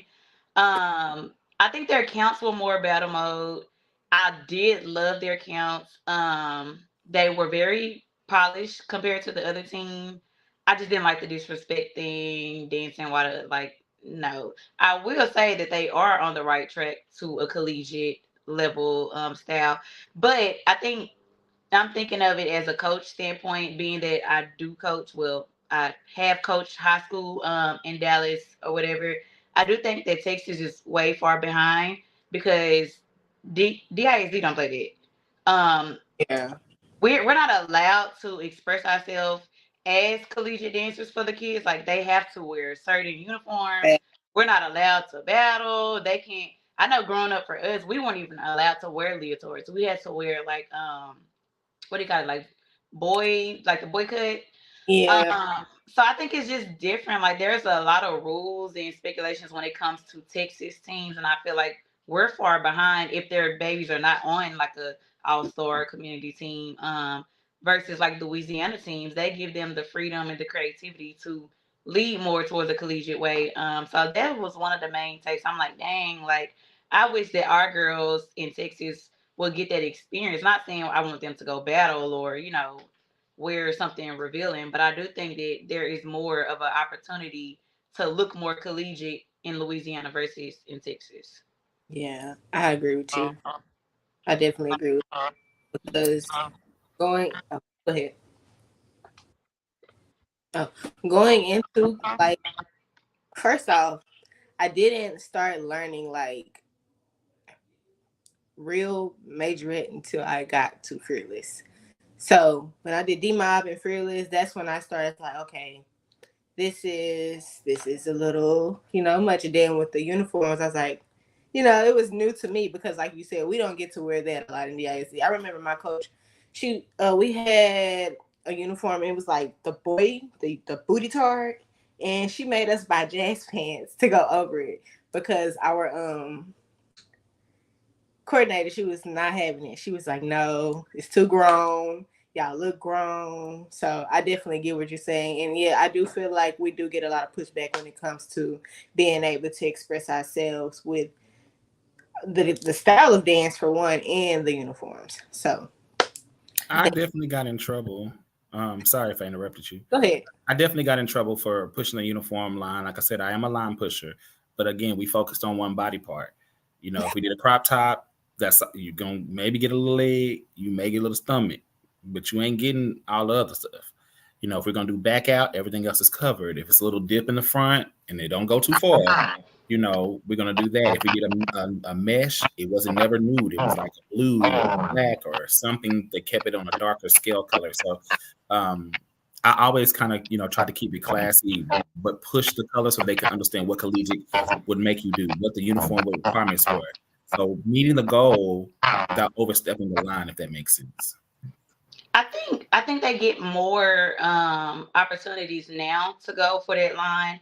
But like I said, like me and Quay came from Skyline, like our principals and they were not having it. But when I coached at Kimball, a totally different program, we had more freedom to put the girls in, you know, leotards. There were still rules and stipulations, but there was more freedom there. But as far as like Louisiana style, they weren't having it. There was no way our girls was wearing something where it was all the way nude here.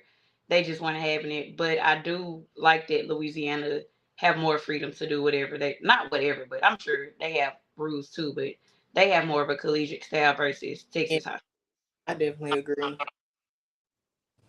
All right, I'm gonna show this quick battle cam, and then I'm gonna move on to the next topic so we can at least touch, and we may not get to all of them tonight. We're just gonna move them to the table, some of them to the next conversation, but I do want to touch at least one more before the night. This has been some great conversation. I hope everybody's taking away from this, having all these difference of opinions from our chat, from our guest co-host, and of course from our host here today. Correct, Kiana. Correct. Okay.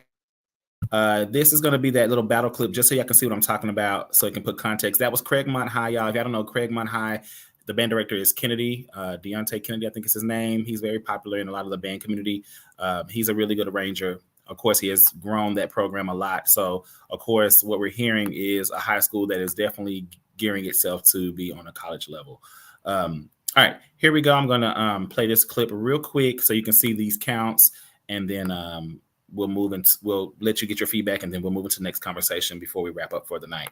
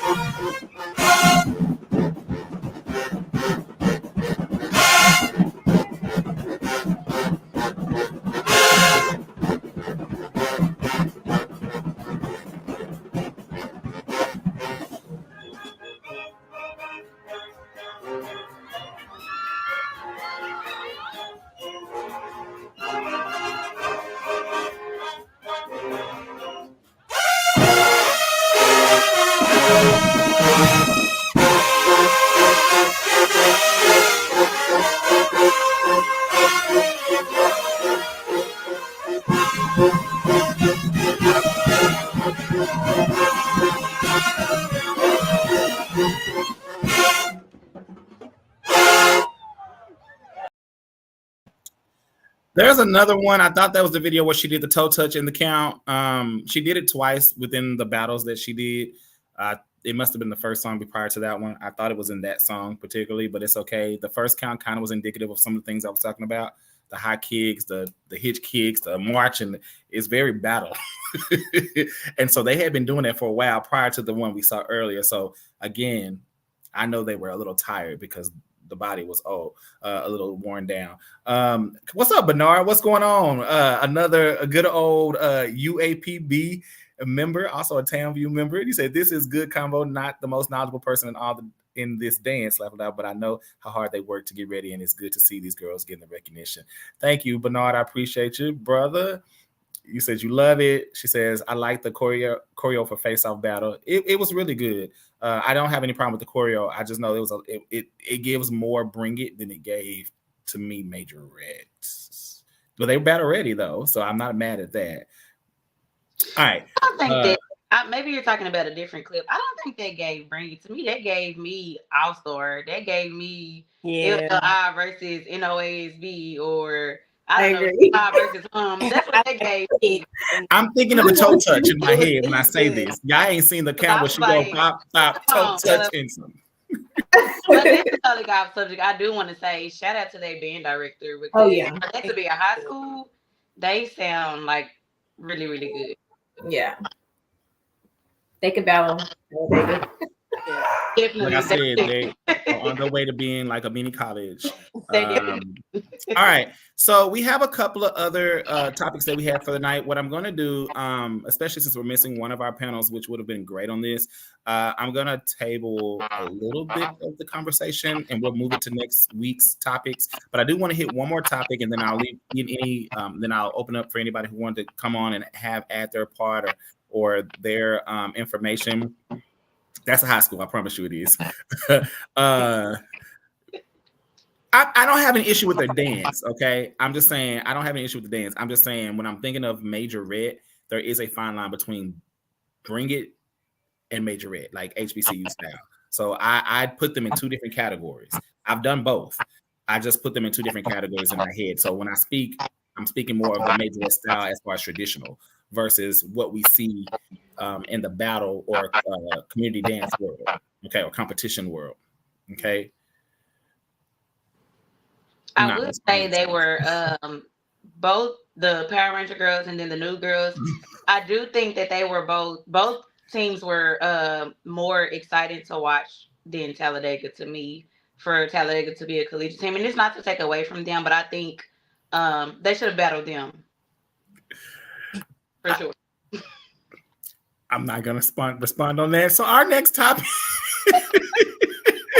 I'm just saying. Hey, you're entitled to your opinions. There's nothing wrong with them. All right, our last topic for the night, because we have definitely gone over our time, and I want to be respectful to these our guest hosts, which came on nicely for us. And so, closing out our conversation tonight, we have a couple of topics. This last topic we're going to hit, and then we'll open up for any questions.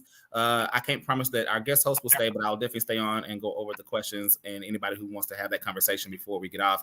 Our last topic for the night is going to be mainstream versus community dance. This is a very polarizing topic and popular topic that has been going around for a while. And for all of our people that's coming in from the twirl perspective, we're going to definitely be adding twirl guest judges, guest co-host, and as well as more twirl and flag stuff. But we want to bring that in when we have more twirl and flag instructors on or coaches on, because we want to be able to have that conversation with them. And so since we have more dance tonight, that's what we're going to do. But this majorette versus mainstream, okay?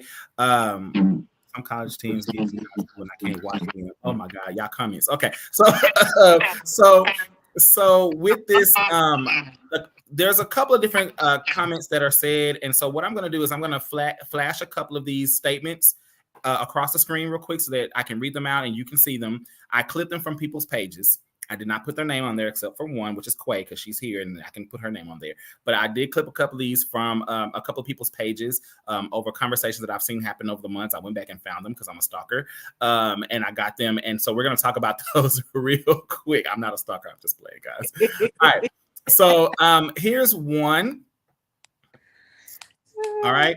Stop putting palm on your flyers, but the judge is looking for a field show. I just got pissed looking at this packet. All right. That is one of the first comments. Okay. I'm just giving your mind all these things to think about so we can go into the right direction of this conversation. All right. Majorette choreographers, stop saying you train dancers if you only taught them choreo. Training gets them ready for the choreo. Knowing the difference and know that you need training too. Woo. That's like a slug. All right. This next one, saying I'm a dance coach with no dance experience, is insane. All right. And then we had a few other quick ones that's going to lead us in. This one came from somebody on the panel. I'm not going to say. I'm a dance coach. Of course, I saw your mama message saying she couldn't pay tuition this month, but I also seen her at Greedy's on her second green tea shot. I know who it was. I said what I said, and I meant what I said. All right, and then we have two more serious ones, and I'm gonna read these because they're a little bit longer, they're lengthier, and so here we go. And then this will lead us into the conversation real quick, and we'll give our unfiltered conversation. All right, my majorette peeps. Ooh. This follows me. That follows me on here. Go watch UDA Nationals 2024 on YouTube. UNLV, LSU, University of Ohio, University of Minnesota, Florida State University, and University of Memphis. That's what the kids are up against after high school, stepping into the professional entertainment. Tour business. Ask your kids, do they want to go to an HBCU or dance professionally? And from that, start training actual technique. Body injury prevention, performance quality, stage presence, how to emote a performance with your body, be storytellers, and etc. Or bring in someone who can help push that agenda. At it, ask yourself, are you training your dancers to be able to compete with those type of dancers? Do you think your dancer can outdance them or go toe-to-toe with them at an audition that requires technique, jazz, funk, or hip-hop? Industry dancing.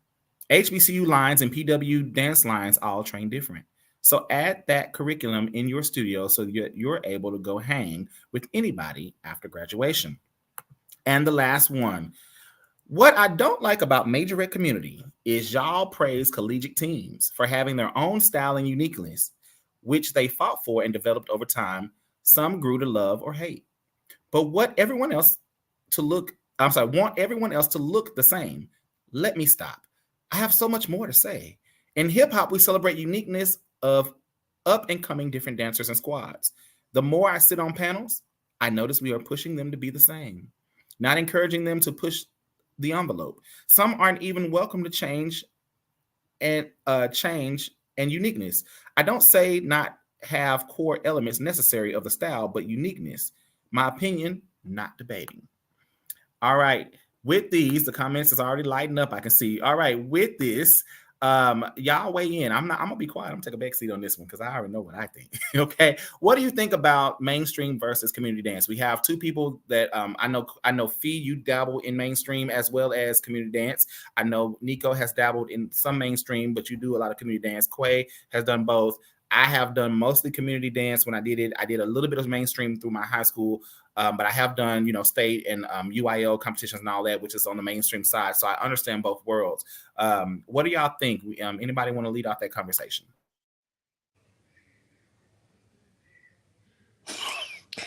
Okay, so everything that everybody said, thinking about it, and they're not wrong in their opinions. However, I think that people misunderstand that community dance trains just as hard as mainstream, but mainstream has been doing what they do since they've been doing it. So, for example, we want our dancers, community dancers, to go into that world, the mainstream world, and I think the comment said that's what they're up against. But I believe that, not saying that I'm not into training, because I definitely believe in them training for different levels of professionals. So I think that our dancers will be able to go out there and execute just as they are. It's just as they do, so I think that, with that being said, I think I'm trying to get it out because I think that they don't see it a lot when we do our stuff versus when we go to mainstream competitions and we do pull it out. It's like, oh, they can do that too. So I guess that's where I'm at with it. All right, next person. Anybody else want to jump in before I do?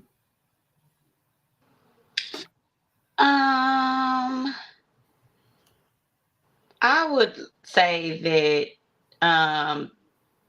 it has to be, to me, majorette is like a love-hate relationship. I love it because, like it's fun to be able to do our thing, and this is us, this is our people. But I think some people take the fun out of majorette competitions. And it's not to say that things don't happen in the mainstream world, but it's two totally different lanes, two totally different, like, it's just two different worlds, and it's kind of unfair. It's just like comparing football to basketball. Yeah, they both play at a stadium, but these is two different games that's going on. So it's kind of hard to judge one or the other and say one is better than the other. But I know for me, I prefer mainstream. It's less of a headache. Yes, you are spending more money, but you are getting your money's worth versus going to a majorette competition, and it's just like it's a 50-50 chance that you'll walk away not with the trophy, but you'll walk away satisfied from that competition. Is how I feel. But for me, and I thank you, Kiana and Janet, for your feedback. I'm definitely reading them and looking at the comments. I definitely believe y'all have good ideas, but I'm probably going to be the negative Nancy in this one. I personally think I have an issue when people who are trained, technically trained, speak on the majorette world. This is just my opinion, or at least how I feel about it. So don't take it as fact. It's just how it comes across to me. A lot of times when I see those conversations happen, I see it as a look down on type of situation. We are trained, so you're not trained, so you don't know what to talk about. Your dancers get hurt. Yes, there are dancers that get hurt. I'm not saying that the information they said is not factual or not true in its form. When you have a real coach in the community dance world or the majorette world, as we call for it, you can train those dancers to have basics, to know how to do things properly. Bring in people that will come in and show them proper ways of doing things. I've done it all. I think the issue for me comes that we compare one, like apples and oranges against each other. And I'm not for that, because there's a lot of people that come from the majorette world that have some technique training. They're not the most technical, but they go out there and they dance for these people on cruise lines. They go out here and they dance for whatever, because they've been trained to be a great dancer. Okay. And just to know how to dance and catch on, even if they lack some of the skills. I think one of the other things for me is, yes, you can be technically trained, but in our world, we also see technically trained people that cannot do what we do. On the majorette side, they're stiff. They don't know how to hit the motions. They cannot buck. They can't do a lot of the stuff that we do. And bucking is not necessary, but it is part of what we do. Okay, it's in the style. Even the Dolls have a slight buck. Okay, I remember when the Foxes started to do a slight buck. Okay, and those are teams that never used to do it. That's just part of it. So I'm okay for you to saying, yes, teach them beyond, get them trained, get them what they need. I'm okay for you to say, your girls are going to be going up against these people that are all that's fact. And I'm not going to debate any of the fact. I just don't want you to say it in a demeaning or derogatory way as if our girls are less than, because I can put up a girl that I've coached or trained that is not as skilled technically that can outperform and dance a trained dancer. It's not hard. It's about the training that they've had. Okay, she may be able to execute all the pirouettes and leaps, but if my girls know how to go out there and entertain and put on a show, it's apples and oranges. It's what you prefer. So I don't want to take away that, yes, technique is important. I believe in it. I've always made sure my girls got the basics and got someone that came in. I always brought in a technique coach or somebody who can further them farther than I, because I'm not the most technically trained. I've got basics and I know how to do some things, and I've took training over my years, but I'm going to bring in someone who's stronger than I to bridge that gap of where I lack. And I'm not scared to say that. But at the same time, I've coached many teams that's outdanced technical teams. I've gone to mainstream and placed higher than mainstream teams that have technique with a team with none or limited. So let's not look down on, or let's not say this is what they have to be successful, because we can go name a lot of people who don't have it, who's going on to be successful. Is it something that's going to help them? Yes. Is it something that will further them and make them more versatile? Yes. But do they have to have it to be successful in the post-collegiate dance world? Not necessarily. It's all about how you get in and how you show out when you go to those auditions. That's the key, because they see technique, they see spins and splits and all that. So that doesn't wow them. It's your performance that wows them. And that's what they're going to look at first before they look at anything else. Then versatility comes into play and all of that. So for a lot of these auditions, at least when you're talking about artists and things. So that's just me. That's my opinion. Like it or don't. I just take it as people sometimes kind of having that I'm looking over you type of sense. And I don't like that, in my opinion. But as far as the qualified judges and the parents and the stuff, I do agree with a lot of those statements. As far as you got to be trained, just because you teach choreo don't mean you're training your girls. I do agree with a lot of those things, that training is beyond the choreo. I'm a good choreographer, but I make sure my girls are trained. We spend a lot of time in training, okay, so that you can understand how to execute the choreo. Because you can have the most bomb choreo, but if they're not trained to know what to do with it, it's just bomb choreo on a team that can't execute. And we see a lot of that going out there on stage all the time. Anybody else? So I waited to go last because I figured I would probably have a different opinion. But for me, like Fearless is, can you hear me? Yeah, I can. I'm sorry. I was muted. Yeah, you can. So for me, I'm in the middle, right? I think that a lot of the community majorette teams say technique and they don't even know what technique is. They think saying the word means I'm teaching technique, but you're not. If you don't have any training to teach technique, you are not teaching technique. You're just saying the word to sound like you know what you're doing. And unfortunately, in the majorette world, the reason why we're looked down upon is because you have people, sorry, my baby's in the back. You have people that have, I call them popcorn teams. They saw Bring It and they decided, I'm going to pop up with the team. Unfortunately, some of those teams do very well, and then the others do not. They're teaching their kids to have sickle feet. They don't know the difference between a leg hole and a heel stretch. They don't know anything because they're a popcorn team. No disrespect, but that is the ultimate truth. That's why we get the bad looks. That's why we're not respected, because we're saying all these things that we know nothing about and we have not been trained. So for me, as the owner of Fearless Headquarters Dance Studio, we have majorette one day. Every other day, the girls are taking acro and tumbling. They have hip hop, they have jazz, they have ballet, they have tap. Those are the core styles of dance, so that if they were going to go to a convention, they can do that. If they were going to try for an HBCU dance line, they could do that. If they decided they wanted to dance professionally and go to Alvin Ailey, they can do that. Whatever they choose to do, they should be prepared to do. I have 5 dancers and counting that have made HBCU dance lines, because I'm not just teaching majorette style, I'm preparing them to be a dancer across the board. So we get that look, and it's hard for me too, because I say I own a dance studio that offers majorette as a style. That means I'm not a majorette team. I don't even want to be grouped into the teams of majorette team. I'm a company that just offers that as a style. I respect it. I love it. I come from that, but I'm also a studio kid who comes from that as well. I want to have Black dancers that can walk into the room, be the only Black owned and fully, right now we have mostly Black or whatever. I want them to get the respect when we go next month to Atlanta to Star Power and we dominate, because that's what we're going to do. But I think we have to start being honest with ourselves. And until we do that, we're not going to get ahead anywhere. We go to majorette competitions. They say, I want a field show. People come and do a palm routine and they win. That is not a field show. Field show is band music, dance style. You have jazz infused with true HBCU style dance. And unless you have lived that or trained that or have employees that can teach that, you will not have this negative connotation that we have go away. It's going to keep going. So I have 8 employees and all of them can do 10 things better than me. That's how you be respected in the dance world. So it's a battle. It's a struggle for me, because Fearless is always going to be a little different. We're not going to pop on a handstand. That's not our style. We're not doing that. So that's my 2 cents. I already knew where you were going. He said, like about the popcorn teams, I call them the same thing.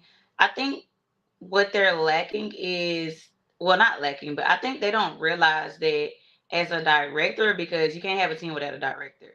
Um, you're more than just creating dances and putting them in a competition. You are now a mentor.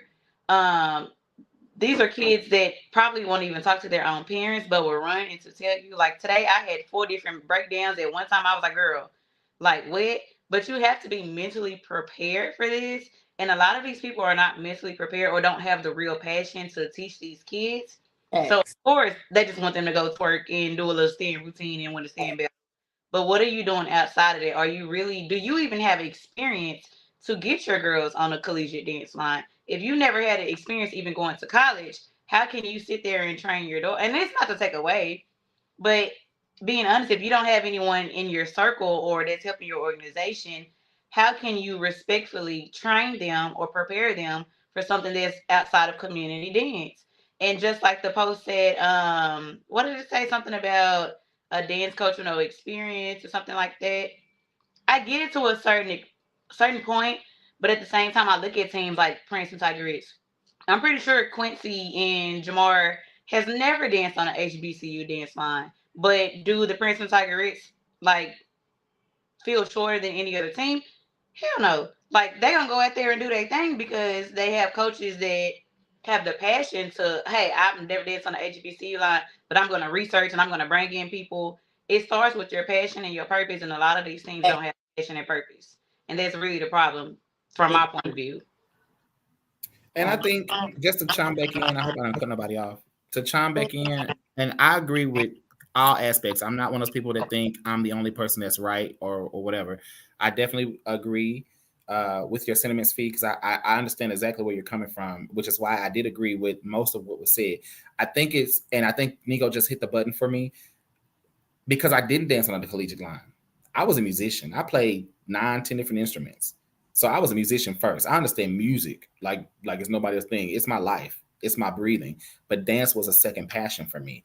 I started learning how to dance. I started learning how to twirl. I learned how to do color guard. I was never on any of these lines, but I've created award-winning teams. I mean, me and Nico's team have battled.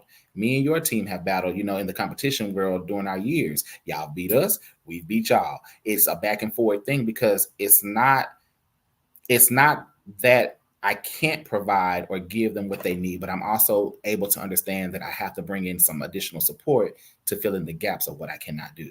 And I've always been open to that. Not everybody's there yet, but I've always been open to that, to say, I'm not the most strongest technical. I can give basics. I know basics and I can teach basics down. I understand skills. I understand body position. I understand placement. But there are some things I can't give you because that's not my wheelhouse. So I'm going to bring in this person or this person or this person to come fill in those gaps so that I can do it. And while they're learning, I'm learning too, because we're never too old to learn. But I also know how to take a team and elevate that team and get them to where they need to be too, because I'm a heck of a good coach. I was going to say something else, but a heck of a good coach. And I'm going to coach them to being a good team. And if I can't get you there, I'm okay to say I need help and I need support to make us get there. And I have no problem in doing it. I brought in color guard instructors. I brought in twirl instructors. I know a lot, but there's people that know more than me. Why not let them get that? Because they're never going to always learn from me. So I see it on all aspects, but I also see the slug when you say, oh, they need this, because it be slugs. And it's not that you're not telling the truth. It's just that you're throwing a slug in the midst of telling the truth, and you're not going to slug me because I'm going to slug you back, because I'll put up your best against my best, and I bet you we can have it out. Yeah, I definitely feel like they're sluggers. Yeah, they do. They definitely throw the slugs. They do, and I'm gonna make collegiate dancers, but I also got girls that are gonna win on the dance, professionally. I also have gone to MA, and I've placed twice at MA and got a best choreographers award. I'm nowhere near on the caliber of some of these people that call themselves choreographer, but I got a vision and I got a talent that God gave me, and I'm gonna utilize that talent. You know what I'm saying? So I know people talk enough about just because you can dance, that does not make you a great coach. I spent a lot of money flying people here that I'm like, oh, they are the top of the top HBCU dancers, and they come here and they can't even talk to the girls, and I'm just like, you're an amazing dancer, great, but if you don't have that passion and that willpower to coach these kids, you're not an amazing coach. And I would take an amazing coach with no experience any day versus somebody that's top of the line and dance for Beyonce and Jay-Z and whoever, that does not make you a great coach. You have to have passion, especially when you're working with kids. And in these days, everybody don't have it. So it's hard to filter out who's a great coach and who's a great director. But I just feel like really people just need to stay in their own lane. That's how but I think Brandon, you said something that was major, and I stand on that too. When I said like bringing in people that know more than me, I have absolutely no problem with that. I don't have to be the star of the show, and I think a lot of times with these popcorn teams, you have that. You have people that want it to be about them, but it's not about you. Because if your company and your brand goes out there and they're winning first place, it's about the whole team. It shouldn't be about, oh, look at me, what did I do? That doesn't matter. You have to stop thinking about yourself. And I think that's another thing. Like we have these people that just pop up and make it about themselves, and it's not like that. Because when you're a director, you have a whole, like Nico said, a whole different ball game. You are counselors, teachers, they come with their homework. It's a lot of different things that go into that. And then the business aspect. I knew nothing about running a business, and I'm almost 10 years in the game, and I'm still learning how to effectively run a business. Yeah, it's a lot that goes into it. And I definitely think this is a great topic to end our conversation for tonight, because I definitely believe that both worlds can coexist. And I think there's a lot that both worlds can take from each other. And I think they do in their own ways. We don't publicize it because we want everybody to believe this is just us and that's just them. But our worlds do collide, and they're going to continue to collide. And I think we have to bridge the gap to understand that technical dancers can come learn something from the majorette world, in a sense, because there's something that y'all love about the style because it's getting a lot of limelight beyond the Bring It show. And there's also something majorette dancers or coaches or whatever can come over here and say, I need a little of this too, so that our girls can come out here and execute a liturgical or lyrical or a jazz or contemporary or a modern piece and know what to do with their body. Because all of them have movement that we need to understand. And the more movement you understand, the more styles you understand, the better the choreography, the better execution you'll have. And I'm not against any of that. I definitely understand that part. I just don't want you to throw a slug saying that I can't keep up with you, because baby, I can. Thanks. Where's the lie? Okay, that's all. So real quick before we continue this conversation, because we're wrapping up, guys, I'm going to definitely allow my guests to get ready to leave. I've kept them on way longer than what I told them. So I want to, because I didn't know how the show was going to run. We planned, but the conversation got good. Okay, so what I do want to do is I did put in a link. This link right here, if you want to come and give your 2 cents and weigh in on these topics on the stream with us, you'll have to click on the stream. I put it in all of our Passionate Performance, our UC Dance. Passionate Performance is the official channel, y'all. You want to follow Passionate Performance, Facebook, YouTube, and Instagram.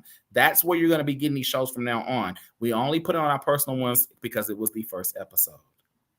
Okay, so Passionate Performance is the way to go. Make sure you subscribe and follow us either on the YouTube, Instagram, or Facebook. If you want your comments to be on the screen, Facebook and YouTube. Instagram is on, but we cannot put the comments on the screen. That's not us, that's the system.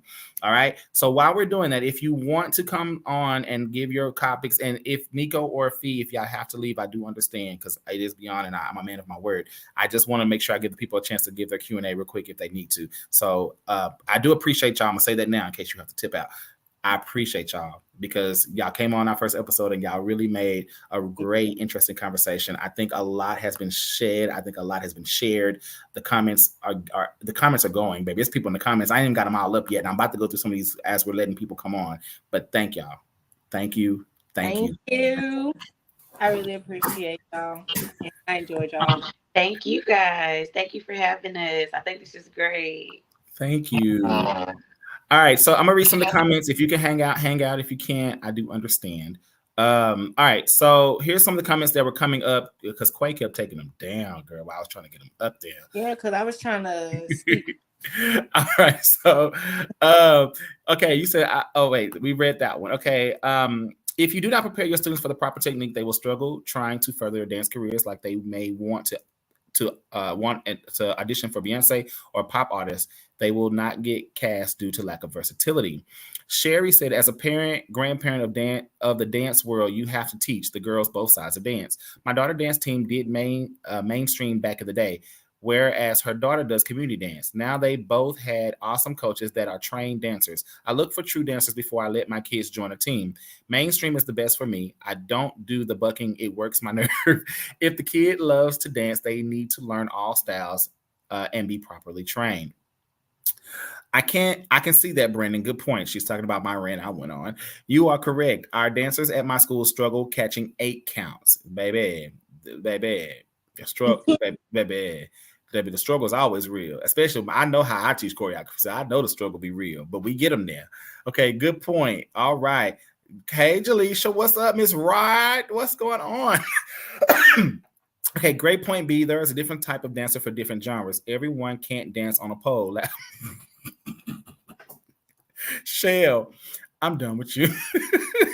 Bucking gets blamed for a lot, but the average majorette / community parent in the last 10 years, it's the first type of exposure they have to the dance world. I see both sides, baby. They be bucking, but see, there's a difference between bucking and scrubbing the ground. A lot of what people call bucking is scrubbing the ground. They booty is down and it's hitting the ground and they improper posture and it's just be a lot. Bucking is not necessarily very low to the ground. A real buck. Now they have a low buck, but a real buck is not low to the ground. And that's why when people say I'm bucking, no, baby, you're scrubbing the ground. You're picking up the penis. You're not bucking because I teach bucking. I don't teach scrub the ground because I can't get that low. All right. Love it. Yes. Okay. Remember, this is the link if you want to come in. We'll be here just a few more minutes, but we definitely want to hear from you if you want to join us. You don't have to be on camera, but you can definitely have your voice heard. But we would love to see your beautiful face. Say it. They always confused. Field show. It pissed me off every time because they never do field. All right.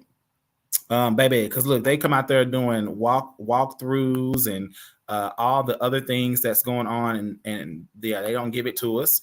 Love Fearless, yes, come on for the Fearless love. Okay, again, StreamYard is also in my link if you want to join.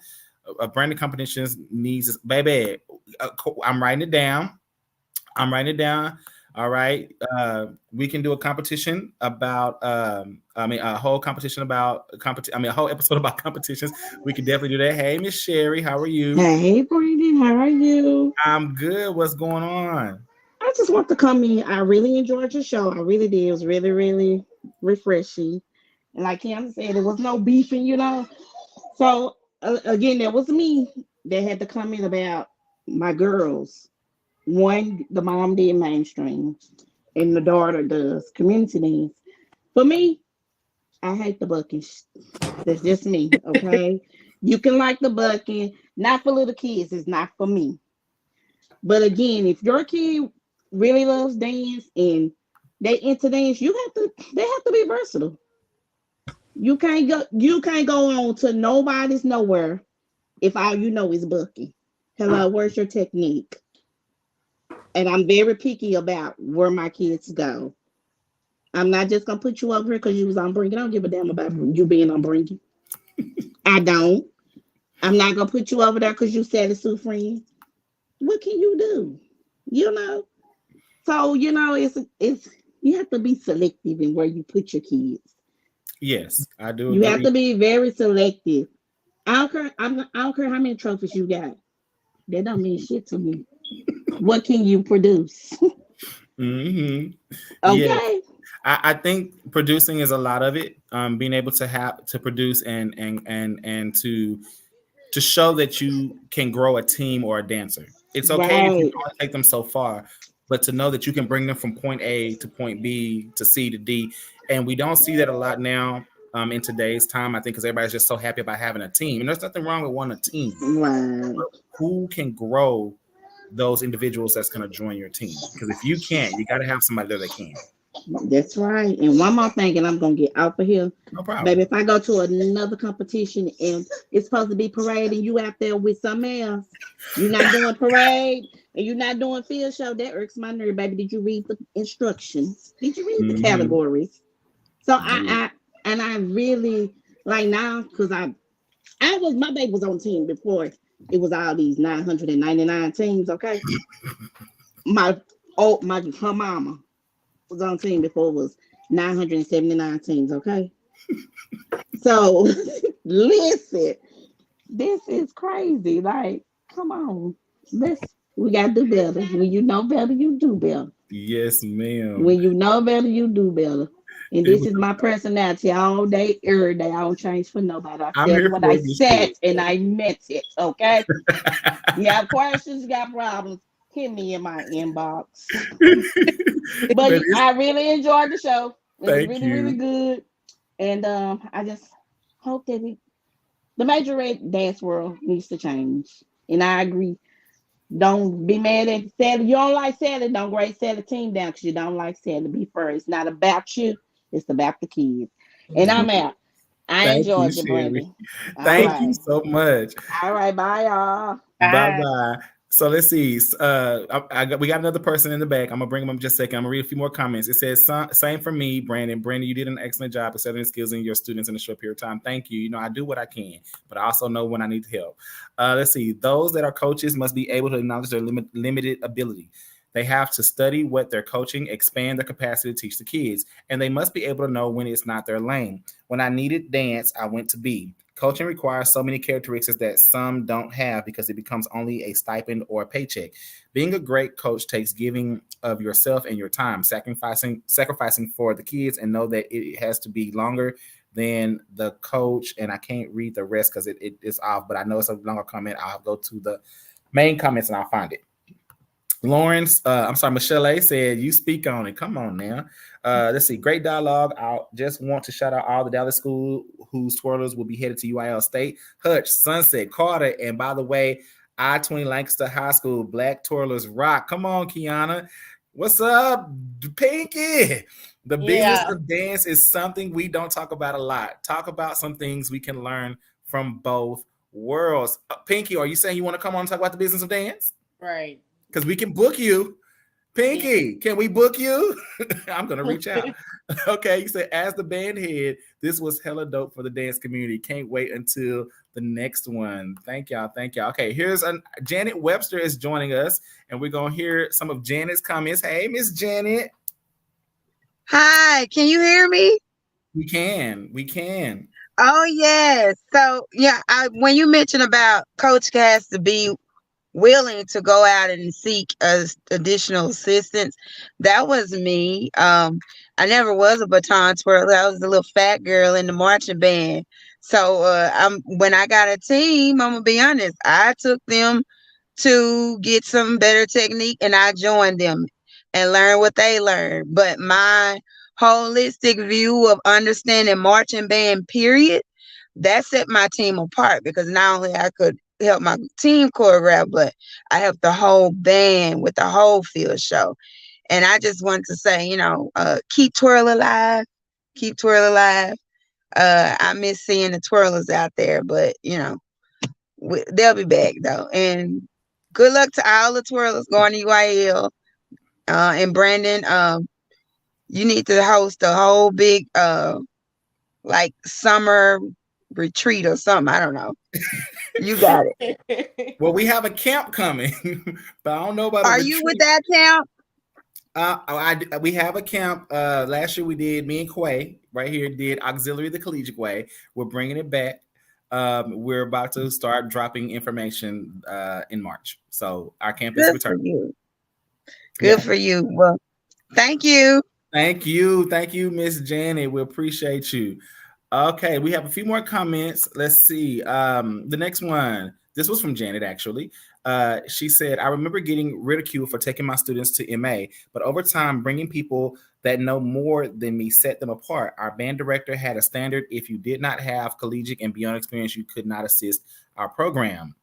Ooh, okay, that's a standard. Shout out to the Kimball Night Train members on here: Shell, Janet, Kiana, and Sherry. Come on, baby, Kimball Night Train came deep tonight. Come on, Kimball, toot toot. Yes, Devondria. Look, the people are here in the comments. Quay, what do you think about our first episode, baby? Because we have chimed in on the state of the auxiliary. I don't know what else to say, but this went over. We are hour overtime. Yeah, we are. But that's because that just lets you know that we really had things to say about each and every topic. And I will say, hearing from Felicia and Nico, I did get different opinions that I do respect. And it also made me rethink some things that I thought at first. because you have to learn different things, see things from different perspectives. But I still stick to what I believe in, and I think that it went really well. I believe that it's gonna grow, and I also think that this is something good because it's not only highlighting dancers and things, highlighting all the auxiliary. So I appreciate that, and hopefully that this can expand. I see it expanding. So I definitely think we're going to be expanding. it was So expanding. With all of that, I thank all of our people who want to come say something. Thank you for all of the people that chimed in. Shell, Kiana, Kiara came through. Nico, Fee. Thank you, Janet. Thank you, Devondria, Michelle, Alicia. Thank everyone who came and chimed in. Tony. I mean, there were so many people in and out the conversation tonight, guys. The views have been crazy for a first episode. Definitely be on Charlie the Thank you, because I forgot. You said, hey, Miss Sunday, can you bring in college band directors to get their opinion on auxiliary and building auxiliaries they currently don't have? I will definitely try, Charlie. I know a few. Let's see how far that reach goes. Thank y'all. Y'all have given us some ideas, competitions. Y'all definitely put your ideas in the comments and leave it on our YouTube or Instagram about shows you want in the future. We're going to do what we can. We'll see what we can get. But I definitely believe this conversation has to be had. We're going to keep talking about the state of the auxiliary and how we can continue to grow twirlers, color guard, flag, and everything else. Share this. Follow Passion and Performance. Please, follow Passion and Performance. We need you to follow us because this is where the show is going to be held going in the future. So if you, Performance. Passion in Performance, okay? Passion in Performance. I'm sorry, I keep saying and, don't I? Passion in Performance, okay? Follow our YouTube, our Twitter, and our Instagram. Not Twitter, I'm sorry. YouTube, Facebook, and Instagram. Make sure you're following because we won't be doing our pages. We're going to only be going live on the Passion and Performance pages in the future, okay? This was the first episode, so we wanted to make sure people knew where to go. Follow our Instagram. It's on the flyer that you saw at the bottom. Make sure you follow it, okay? And if you have problems finding it, we'll get you to it, okay? Thank you so much, Quay. It has been a lovely, lovely first episode. I mean, God does miracles, okay? Yes. God does miracles. The conversation is here. We already have topics for next week because we didn't get to all of them, but it's okay. But it's okay. We'll be here next Sunday, 7 p.m. sharp, and we'll continue to have the conversation, guys. We plan for these not to go over 2 hours. We definitely almost hit the 3 hour mark today, but it was so much to say. And guys, lots of good things, okay? So we'll let y'all know who our next guest will be, if we'll have a guest next week, and we'll continue shining light on the state of the auxiliary. Thank you so much. I hope y'all learned something, enjoyed something. Share your best parts of what you think you got. Continue to drop those gems to us, and let's see what else we can shine a light on when it comes to state of auxiliary. Bye, Quay. Bye. Bye. See y'all later. Let's go and dance it out. Ow, ow, ow, ow, ow, ow, ow, ow.